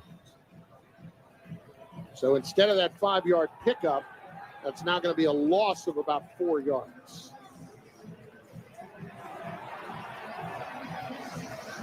So the officials continue to take a look here. Chris Carlin, Steve Adazio here in the Bronx, New York. Our referee, Daniel Gautreau, leading this SEC crew here to fill us in on the ruling. After video review, when the quarterback gained possession, his knee was on the ground. It'll be 2nd down and 14 from the 39-yard line, and the clock will start on my signal. And, of course, in college football, just to remind fans, you do not have to be touched when you're on the ground. If you're down, you're down, no matter how you got there. That's right. It's a good call, a good pickup by the officials, and that hurts BC here. I mean, that's a change of a good strong 10 yards right there. Nebraska 20, Boston College 2. 14 seconds left in the third quarter. Turbo Richard motioning out of the backfield, splits wide left. Game clock down to 5. They take the snap. Here comes the blitz. James to throw as it's picked up. Fires right, completes it to Bond inside the numbers at the 35-yard line. He'll take it to the 33 as the third quarter comes to a close. Vincent Shavers made the tackle, but hang on, we've got a penalty. Personal foul, hands to the face, defense number 1. Wow. The 15-yard penalty will be added to the end of the run. First down. That is the end of the third quarter. So Boston College gets the break that it has needed all day long as the third quarter comes to a close, and they'll have another golden opportunity to try to cash in Nebraska territory when we return. At the end of the third quarter, Nebraska 20, Boston College 2. This is the Bad Boy Mowers Pinstripe Bowl on ESPN Radio and the ESPN app. Hey, fans! Welcome back to Fansville's Cheers and Tears. Oh, okay. So, like, everybody deals with losing, right? To a rival on a last-second field goal. Whatever, it's fine. I'm totally fine. But I cope with losing with an ice-cold Dr. Pepper. Those 23 flavors are, like, so delicious. They totally wash away the pain of your college football team taking a big, fat L. College football. It's a pepper thing. At the Home Depot, we know Saturdays are for college football. That's why we have everything you need to never miss a play. Like North America's #1 home fire safety brand, Kidda. Because on a day full of football sounds you love, like fight songs, roaring crowds, and your favorite commentators. Like me, Kirk Herbstreit. The last sound you want to hear is defend your game time with Kidda and the Home Depot. How doers get more done. Based on total household installations as of December 2023. At Verizon, anyone can trade in their old phone for a new one on us with Unlimited Ultimate, which means everyone in your family could get a new phone and stay on your family plan, keeping you close. Hey, Mom, you seen my toothbrush? Yeah, I'm almost done with it. Oh, maybe too close. Trade in and additional terms apply. See Verizon.com for details.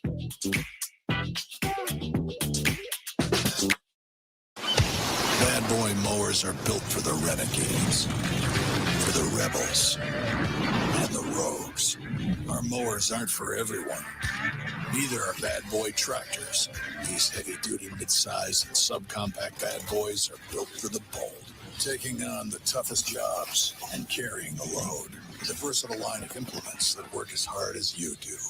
Bad Boy mowers and tractors. Power, performance, attitude.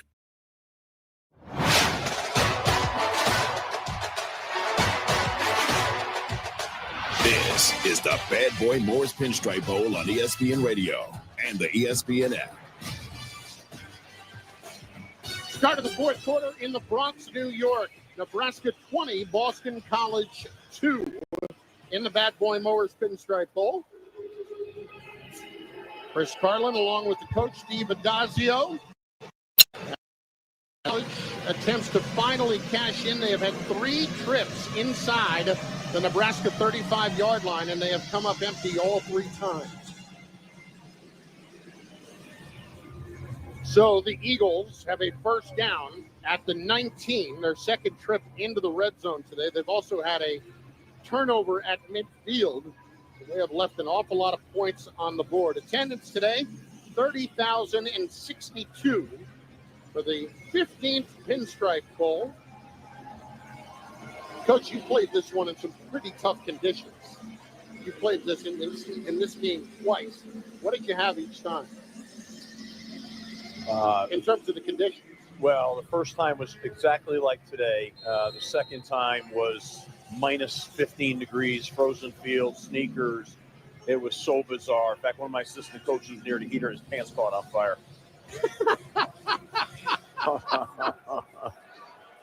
I hope he's okay. Oh, yeah, we laugh about it to this day.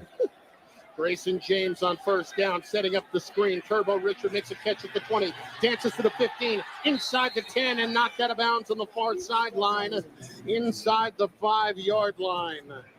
Deshaun Singleton made the stop. They're going to say he stepped out at the 7.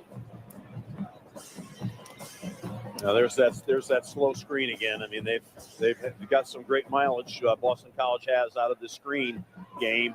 Nebraska with their ears pinned back, coming after the quarterback. Grayson James, 19, 29, 236 yards. First and goal at the 7 of Nebraska.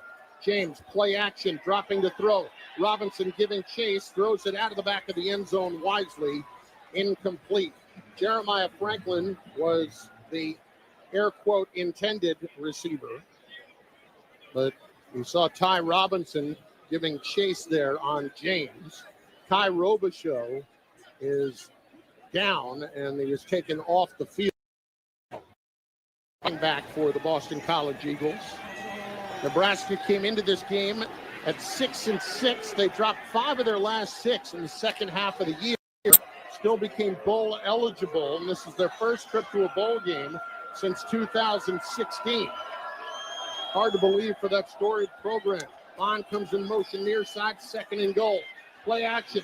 Here's James trying to run it. Takes it to the outside right down to the 2-yard line, where he's finally run out of bounds by Singleton and Isaac Gifford. A pickup of 5. It'll be third and goal as M.J. Sherman was trying to chase him down from behind. Well, that was a strong run for Grayson James, not known for his running, but he's pretty darn athletic, and he looks pretty darn tough to me. Got it inside right on the 2 right here.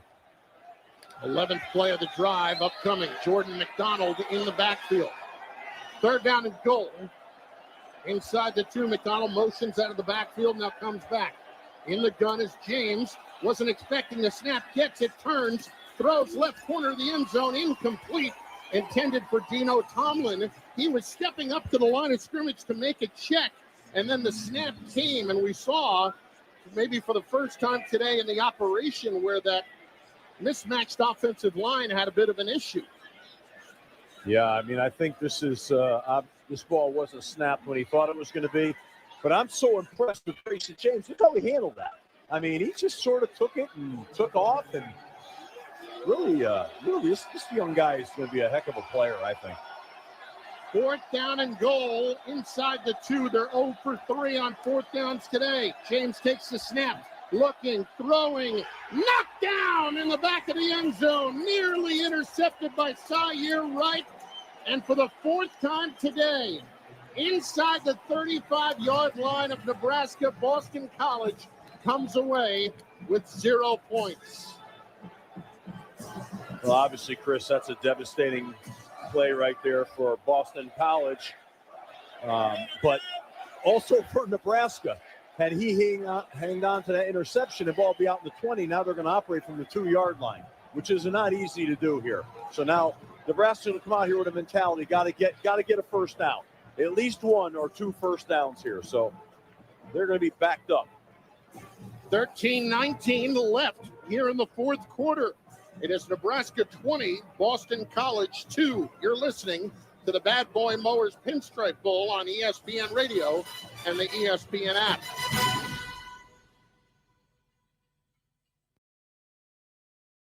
Amber and Ian. Lance Taylor, host of the Next Round Live, kind enough to join us. Amber, it's been way too long you've been on this hiatus. Is maternity leave all that it is hyped up to be? Well, I don't know what it's hyped up to be. It's very exhausting. I'll give you that. Maternity leave is one of those experiences where 2 months somehow feels like 20 years and 2 minutes all at the same time. Amber and Ian, weeknights at 7 Eastern on ESPN Radio and on Sirius XM Channel 80.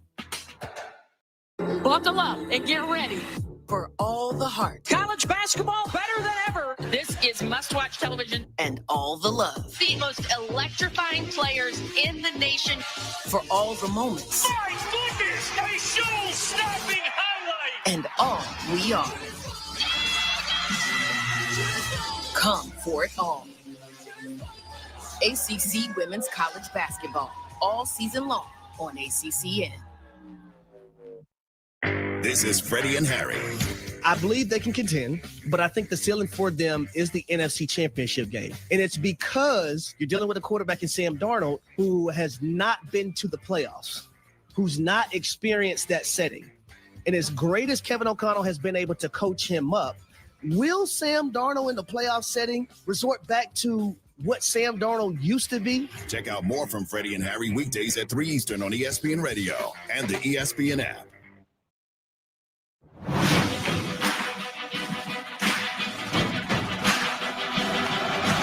You're listening to the Bad Boy Boys Pinstripe Bowl on ESPN Radio and the ESPN app.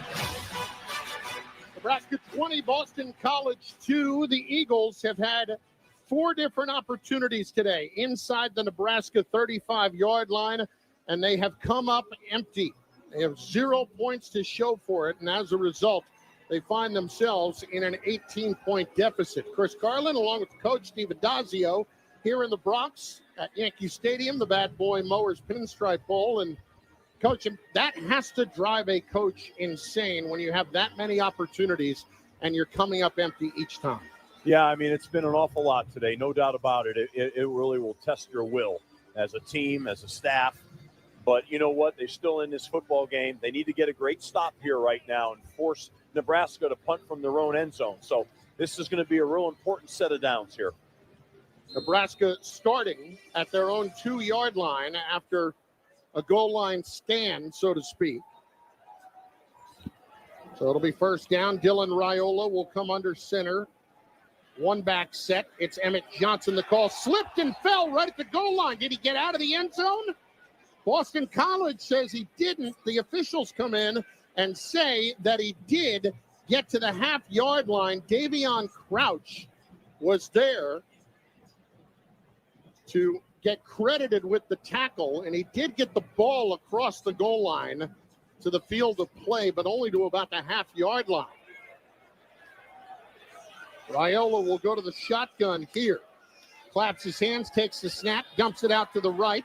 The tight end, Fedoni, makes the catch, and they will try to wrap him up at the 5, but he still fights to get out to the 8-yard line. Joe Marinero there trying to grab a hold of his jersey and pull him back. And a crucial 3rd down and 4 coming up here for the Boston College defense early in the 4th quarter. Marinero is going off, limping a bit. One of the leaders of that BC defense.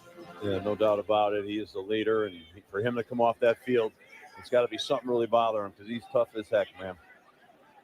3rd down and 4 from the 9 of Nebraska. Raiola throws right. It is caught. The tight end, Lindermeyer, fights for the extra yardage, bounced off the first tackle, and he got the first down across the 15 to the 16-yard line. Bryce Steele finally got him, but for Lindermeyer, the 250-pound, 6'3" tight end, sophomore from La Vista, Nevada.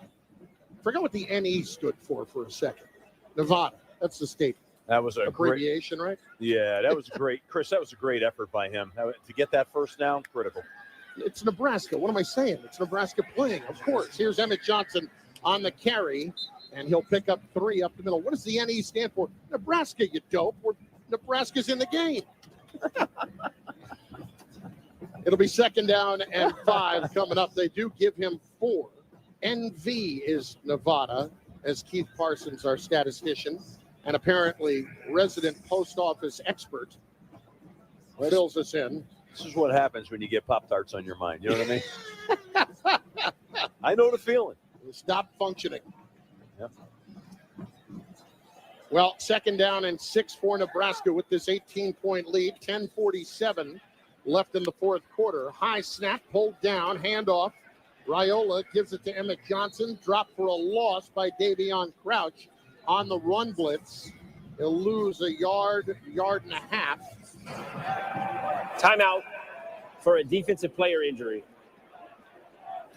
Quan Williams is the injured player. And it looked like as Crouch was making that tackle, somebody from Nebraska was actually tackling Williams by the ankle. We've got 10:32 left, 4th quarter at Yankee Stadium in the Bronx. It is Nebraska 20 and Boston College 2. This is the Bad Boy Mowers Pinstripe Bowl on ESPN Radio and the ESPN app. 'Tis the season for the race to the playoffs on NFL Sunday Ticket. Now for just $49, you can spend your holidays with the Bears and Texans and Falcons and Vikings, all in your living room. Well, not literally. It's a metaphor. Get NFL Sunday Ticket on YouTube TV, now just $49. Sign up at youtube.com/NFLST. Current prorated price. New users only. Terms and embargoes apply. No cancellations. Content restrictions apply. How do you feel when you switch to Geico and save on your car insurance? It's like finding a parking spot in front of a busy outdoor cafe where you're meeting some old friends from college. Oh, a space. And you're about to parallel park into that oh-so-tight spot. And then everyone in the cafe stops to watch. And you nail it in one try, like the parallel parking baller you are. Mm-hmm. Boom. Nobody clapped, but you know they really wanted to. Yep, switching and saving with Geico feels just like that. Get more with Geico. Great game. You got into the end zone again and again. How'd it feel? Awesome. Like getting a new iPhone again and again. I just got the new iPhone 16 Pro today. Really? Yeah. And with AT&T Next Up Anytime, I can upgrade early every year. Very nice. Feel like an MVP again. Learn how to get the new iPhone 16 Pro on us and the latest iPhone every year with AT&T Next Up Anytime. AT&T. Connecting changes everything. Offer subject to change. Additional fees, terms, and restrictions apply. $0 offer may not be available on future iPhones. Next Up Anytime feature may be discontinued at any time. See att.com/iPhone for details.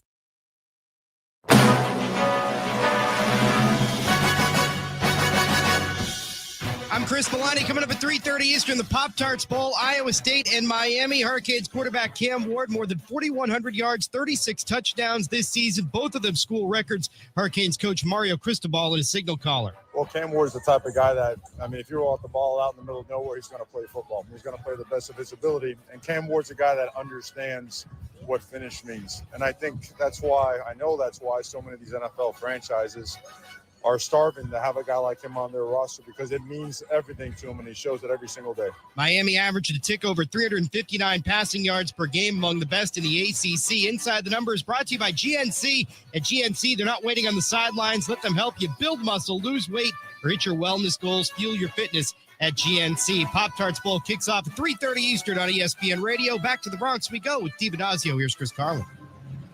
Excited to see Cam Ward again for a final time in a Miami Hurricanes uniform. He had a terrific year. One of the reasons he was right in the mix for the Heisman Trophy at the end of the year. And good for him playing in this game today, because as we're talking about with Nick Carparelli, the executive director of bowl season, at halftime, it feels like there have been less opt-outs this season, even though there have been some.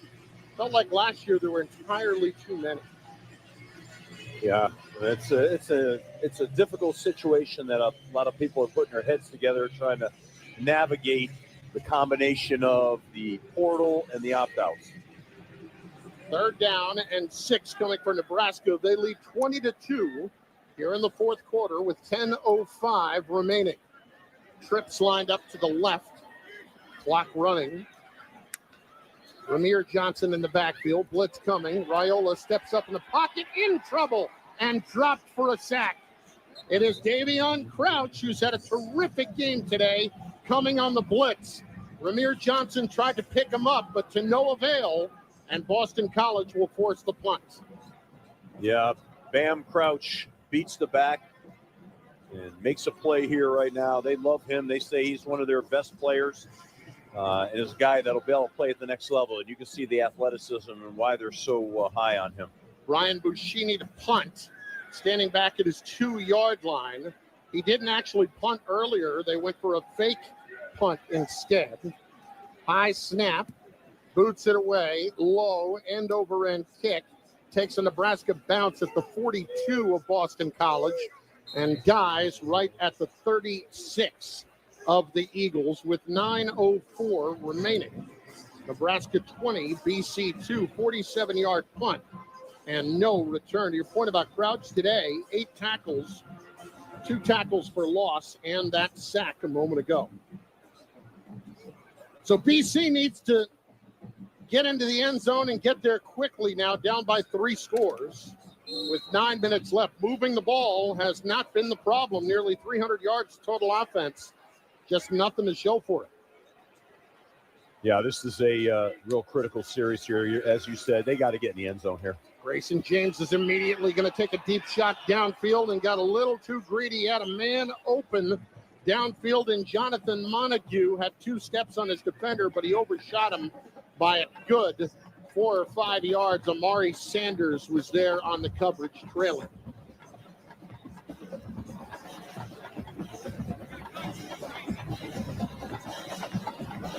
So Boston College briefly huddles up as the clock stops with 8:57 on the incompletion.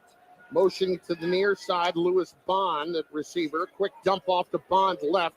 Has blockers in front to the 40, 45, Bond to the 50. Bond trying to cut back inside and takes it into Nebraska territory to the 44-yard line. A good pickup there on that quick little wide receiver screen. Elijah Judy, the D lineman, finally tracked him downfield, but a pickup of 21.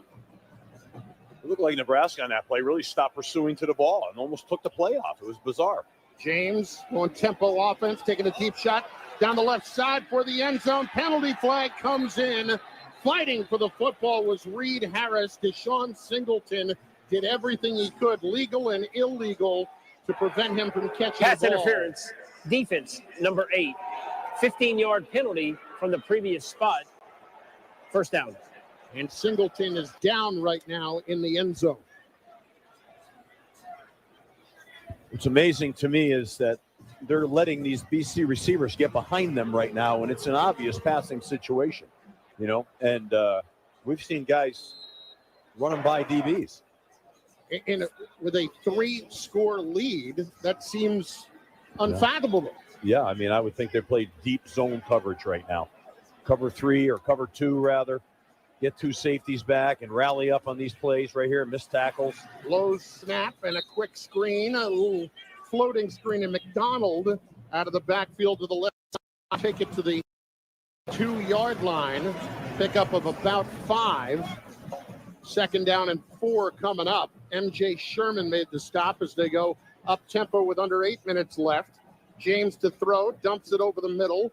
The tight end, Kamari Morales, makes the catch inside the 20, near a first down. Javin Wright made the tackle, and it is enough on that pickup of 5 more yards.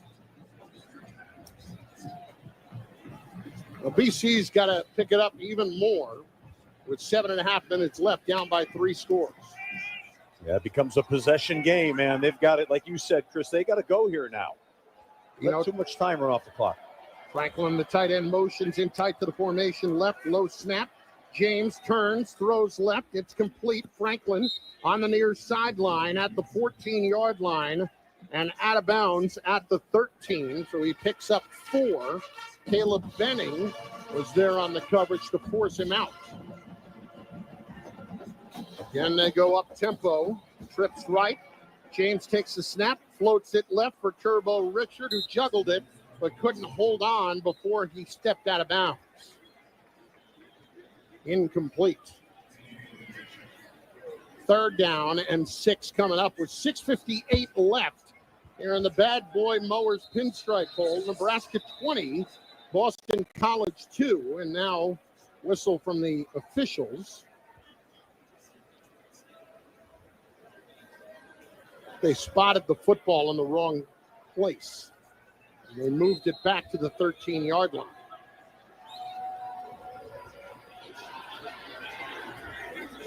So BC huddles up as the clock stops. 4 trips today inside the 35 of Nebraska, and they have come up with no points. Stacked receivers right.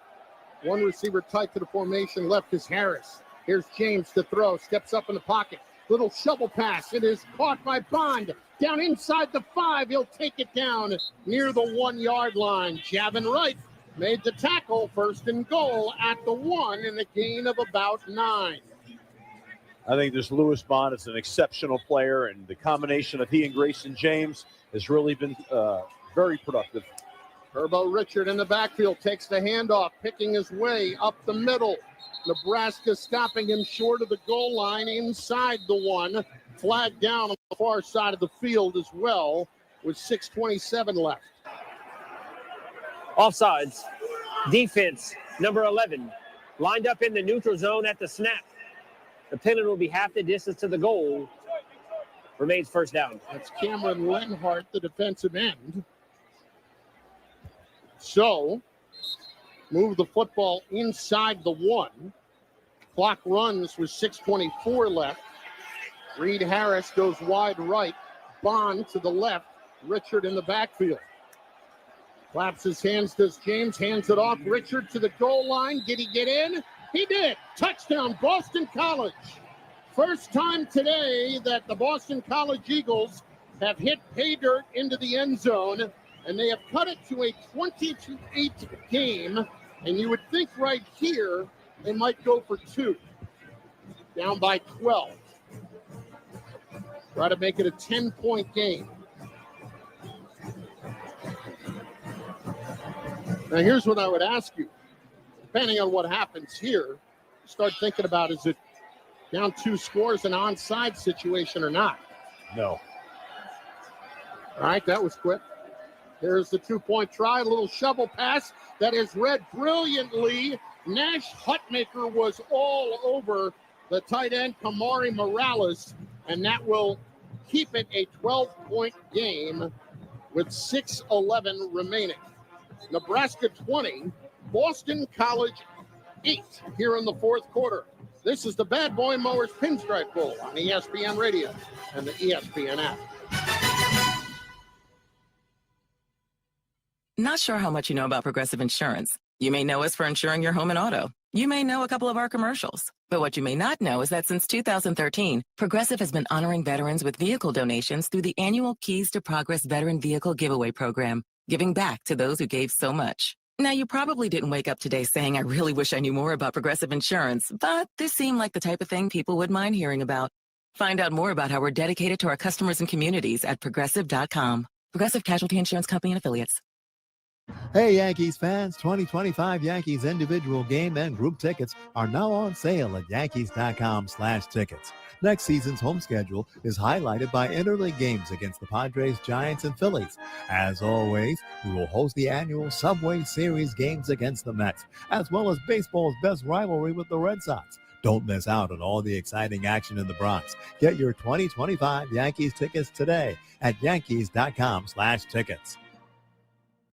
Some things you wouldn't mind being stuck with, like a huge inheritance. But a phone that has to be plugged in just right so it charges is not one of those things. Switch to Verizon and we'll pay off your old phone up to $800 via prepaid MasterCard for a new one on us. Just trade in any phone from our top brands with select unlimited plans. $829.99 purchase with new smartphone line on select unlimited plans. Minimum $90 per month with auto pay plus taxes and fees for 36 months required. Plus $830 trade-in/promo credit applied over 36 months. Trade-in terms apply. Payoff phone requires smartphone purchase and port-in with new smartphone line on select plan. Must provide most recent bill showing payoff amount of eligible phone. Additional terms apply.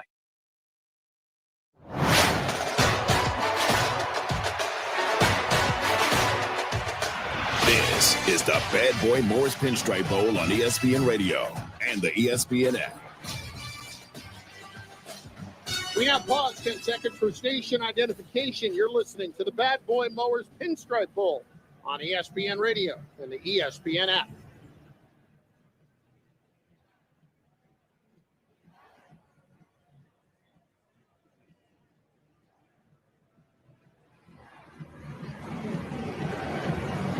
.6:11 left at the Bad Boy Mowers Pinstripe Bowl at Yankee Stadium in the Bronx, New York. Nebraska 20, Boston College 8. The Eagles finally punched in to the end zone moments ago on their 5th trip inside the 35-yard line. On their 4 previous, no points to show for it, and that's why they find themselves in this hole. You've got 6:11 left. So, Coach Steve Adazio, we turn it over to you to tell us what a coach is thinking in this instance from both sides. Nebraska with 1 timeout left and a 12-point lead, and Boston College with 3 timeouts left and really a 4th with the 2-minute timeout now. Yeah, I think with the 2-minute timeout and your 3 timeouts and this much time on the clock, I think you got to kick this ball away. You got to try to pin them, make them punt, give yourself decent field position. You know you're in a 2-score situation here, so yeah, I mean, you kick an onside kick here and you don't recover it, you're about game over. So I'd be surprised. And Nebraska is expecting it for their part. They have got 10 men up near the 45-yard line, and they will kick it deep, will Boston College, and it will take a bounce and go into the end zone for a touchback. I guess a just-in-case scenario right there if you're Nebraska. Yeah. So you couldn't get caught napping. And now Dylan Raiola will come out with the offense. Raiola today, 21 of 29, 213 yards, a touchdown and an interception. But they have run the ball well. 22 for 101 as a team, 4.6 a carry. First down from the 25-yard line of Nebraska. Twins left with 6 minutes and 11 seconds left in the 4th quarter. Raiola will hand it off on first down for Emmett Johnson, who will get nearly 5 yards after he sidestepped the first tackle. Davion Crouch took him down, officially a gain of 4 at the 29. Nebraska wants to use this whole clock now. They've got 30 seconds up there. They got to drain this down and snap it at around 3 seconds and really effectively work the clock. Now, if you're BC here and you come up with a stop on second down, do you use a timeout here or do you save it for after third down? Or do you just hold on to them all? Yeah, I mean, I think you're in a wait and see on every play right now to kind of see what happens on each play. Trips left. Harburg, the tight end, motions to the right. Raiola hands it off. Emmett Johnson running right, and he'll get a yard, maybe 2. He tried to go outside tackle. Crouch has been everywhere today. They'll call it a gain of a yard. And so it'll be a third down and a long 4 for Nebraska, leading 20-8. Yeah, I think in this situation, you put the ball in your quarterback's hands and let him throw it here. Be smart with the ball. Try to run some of those rub routes that are pretty safe combos, because I'm guessing BC is going to come here, with pressure, and they're going to put themselves in man coverage here. So I wouldn't be surprised if we see some kind of combination. Banks and Harburg go wide left. Ja'Cory Barney shotgun. Raiola to throw. Fires left, caught, but right at the 30-yard line, no gain, and a timeout taken by Boston College. Boston College. It is their first. It will be 30 seconds. Ja'Cory Barney, right at the line of scrimmage, made the catch, but Owen Stoutmeyer was there waiting and wrapped him up by the knees, so they forced that 3 and out, and now they can get a punt. Meanwhile, BC has an injured player down out near the 35-yard line as the training staff comes out to tend to him. He is bent over, so we cannot tell who it is yet. This game is not over. BC with 4.5 minutes left.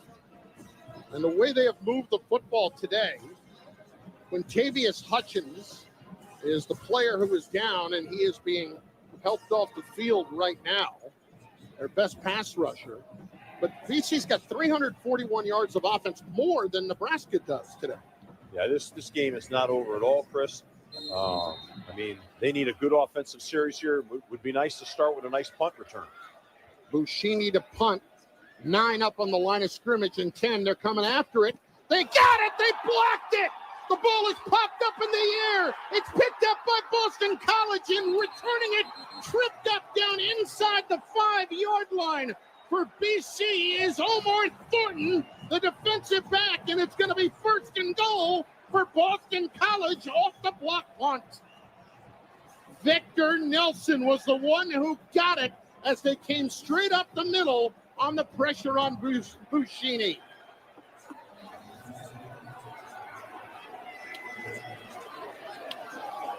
Buschini completely untouched, got a running start, and all of a sudden a whole lot more tight on that Nebraska sideline. And in these stands, it's 1st and goal for Boston College at the 2 with 4:22 left.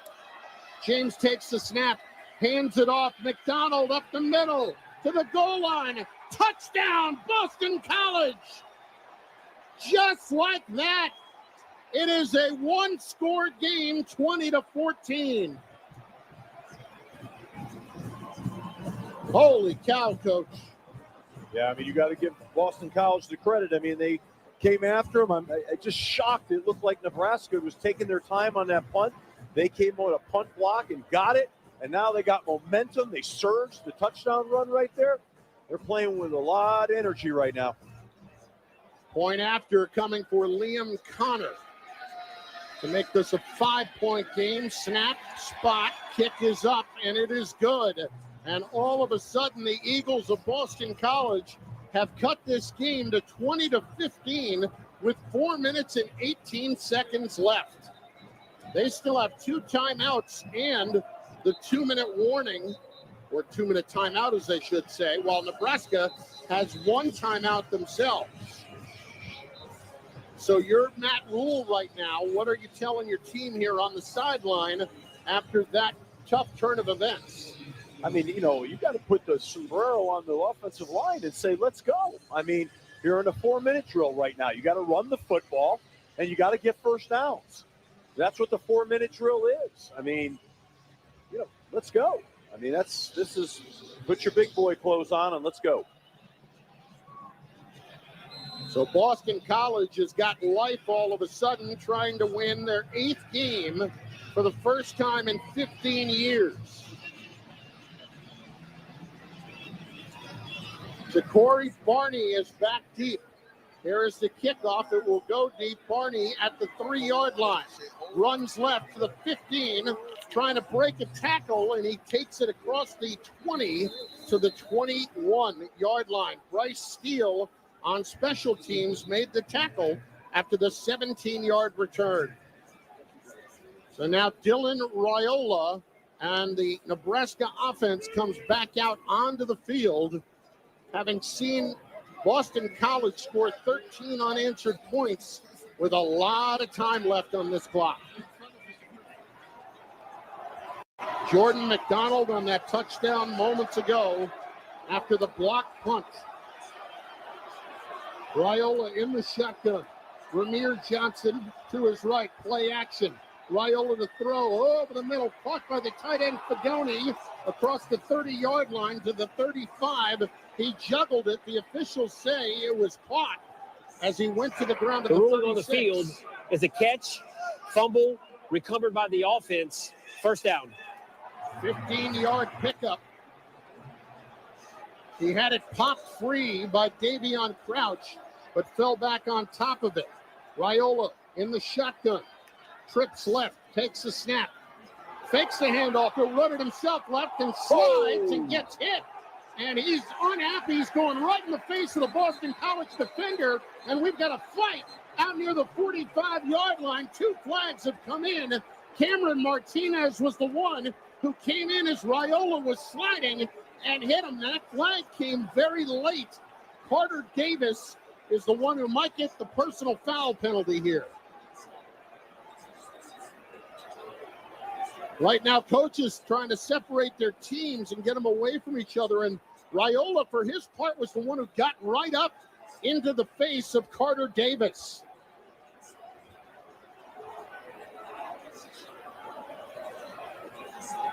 So as the officials sort this out, we've got 2 flags.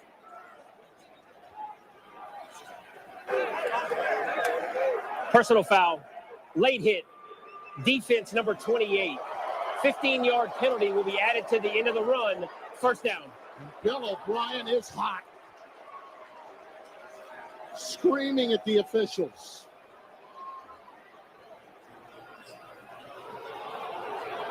Coach, is it a late hit? You tell me. It came in. Raiola started to slide, but it looked like Davis was already going down low to try to make the tackle. That looks like a no-win situation. That's a late hit. Yeah, that's a late hit. They're going to protect the quarterbacks. You got to do that.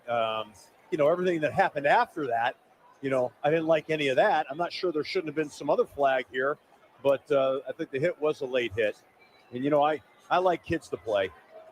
Well, meanwhile, the clock runs with 3:14 left, and the ball is all the way at the 44-yard line. Play clock at 4.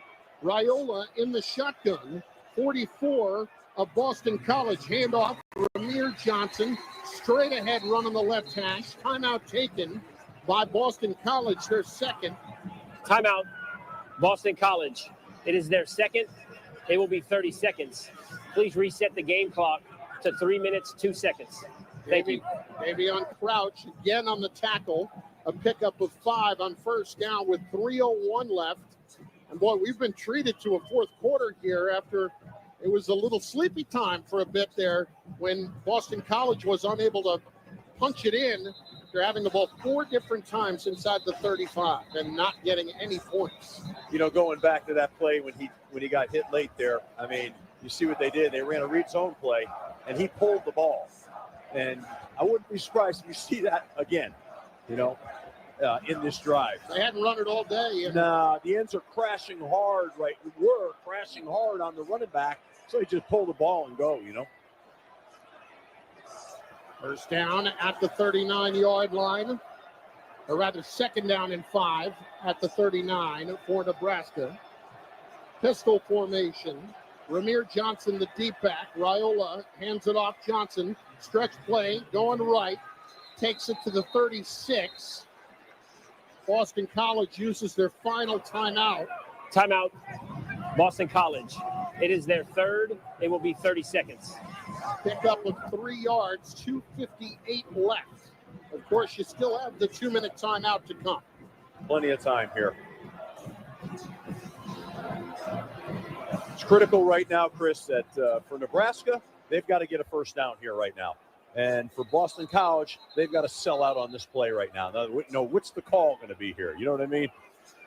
Is Nebraska going to run this, or are they going to throw this right now? That's the $60 million question. Boy, Bill's still hot on the sideline. Coach O'Brien's still hot over there at the officials over that. It's just really, he's got to move on. I know I've been there. I'm the same way. You got to move on right now. Get all your focus on what's going on here. That's gone. That's over. 3rd and 2, Nebraska. At the Boston College 36, they lead. The Huskers do 20-15. Raiola takes the snap, fakes the handoff, runs it himself, slides, and he started sliding short of the first down. Penalty flags come in late.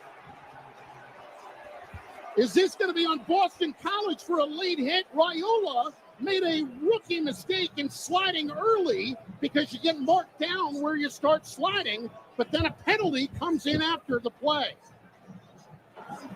The ruling on the field is that the quarterback slide put him short of the line of gain. There is no foul on the play. It'll be 4th down. Wow, they picked up what might have been a personal foul And now it's 4th down. They should start the clock running. It's stopped with 2:50 left, and they will run it now. This drives me crazy with the quarter. Games, I get the idea. You want to take care of your game's on the line. It's a first down for him. Nebraska's going for it. I set 4th and 1.5. Raiola hands it off. Ramir Johnson running right. Second effort gets the first down and more inside the 30-yard line to the 25. They can let the clock run down to the 2-minute timeout, and then they can take some knees and head back to Lincoln with a victory. Wow. They might want to try that I formation with the big fullback a few more times. Huh? Where was that earlier in the game after you got a nice push right there? And we are at this the is 2-minute timeout. The 2-minute timeout. Well, Coach, this has been a wild stretch down the 4th quarter of this game, and a terrific second effort there by Ramir Johnson to get that first down. He hit a wall, but then was able to bounce off it and find a crease to the left side to pick up 12 yards. I tell you, I mean, these two teams are fighting. You got to give Boston College a ton of credit. I mean, they are swinging right now at the end of this game. And, both teams, they're emptying the tanks here. But this has been a heck of a game we've seen, and exciting college football bowl season. Now, it has been terrific today. First 3 quarters, Nebraska was in control despite many missed opportunities themselves, up 20-2, and you had Boston College almost come back to make them pay for it. They finally score after they got inside the 35 4 times and came away with no points. Only points they had all day came on a blocked PAT that was returned for a 2-point conversion. And then they finally punch it in for a score early in the 4th quarter, and then come up with a blocked punt that gets returned down to the 2, and they score a touchdown immediately thereafter, making it a 20-15 game with 4 minutes left. And Nebraska has come back. They got the benefit of a penalty and a hit on Raiola, and Raiola almost cost his team by sliding too early on a 3rd down and 2 play. Well, I told you, that drives me nuts. When the game's on the line, I don't care. NFL, you watch Mahomes, he's going to get that first down. Go get the first down. It's not self-preservation time now. You got to know the situation, too. Oh, no question. But like you said, he's a young guy, and he'll learn from that. But I want to talk also about Boston College and the way they played and the losses they took from players not playing in this game and the way they've come out here and fought. It's a real tribute to Bill O'Brien, their staff, and their program. I know those. I know BC, and I know the type of players they have. They're never going to quit. They're never going to stop. And you're seeing that on display. So he's building something really great for the future. Keep this in mind, what they did today without their best pass rusher, Donovan Ezaraku, who led the country in sacks with 16.5 this year, an All-American for Boston College and the ACC Defensive Player of the Year. Well, he opted out to get ready for the NFL draft. So did their starting right tackle, Ozzie Trapillo. They were without Jack Conley, their right guard, and they were without Jude Bowery, their left tackle. Also, Drew Kendall did not play a lot in this game. So a BC offensive line that had been very consistent all year. They had the same starters in 10 of 12 games. Today, it was hodgepodge up front, and they were still able to fight their way back into this game. Yeah, I mean, it's a credit to them, and how hard they prepared, how hard they fought. But this has been a heck of a football game. You hate to see a team lose this game. I think both teams fought like crazy to get that beautiful Bad Boy Mower Pinstripe Bowl trophy. The George M. Steinbrenner Trophy, and of course the Hank Steinbrenner Trophy, will go to the MVP of this game. Right now, I'm guessing Dylan Raiola as he takes a snap and takes a knee. 228 yards, 1 touchdown, 1 interception. Defensively for Nebraska, Not too many options, I would think, right off the top of my head for the MVP of this game, but what a performance today by both these teams to make this really interesting in the fourth quarter. I think both these teams have a future with their quarterbacks. I like Grayson James at Boston College, and obviously, Dylan Raiola. I mean, these are two bright young quarterbacks that we're going to hear a lot from as we move forward. Raiola lets the play clock run down. Delay a game. Offense. 5-yard penalty. Remains second down. Down to 115. He didn't need to do that.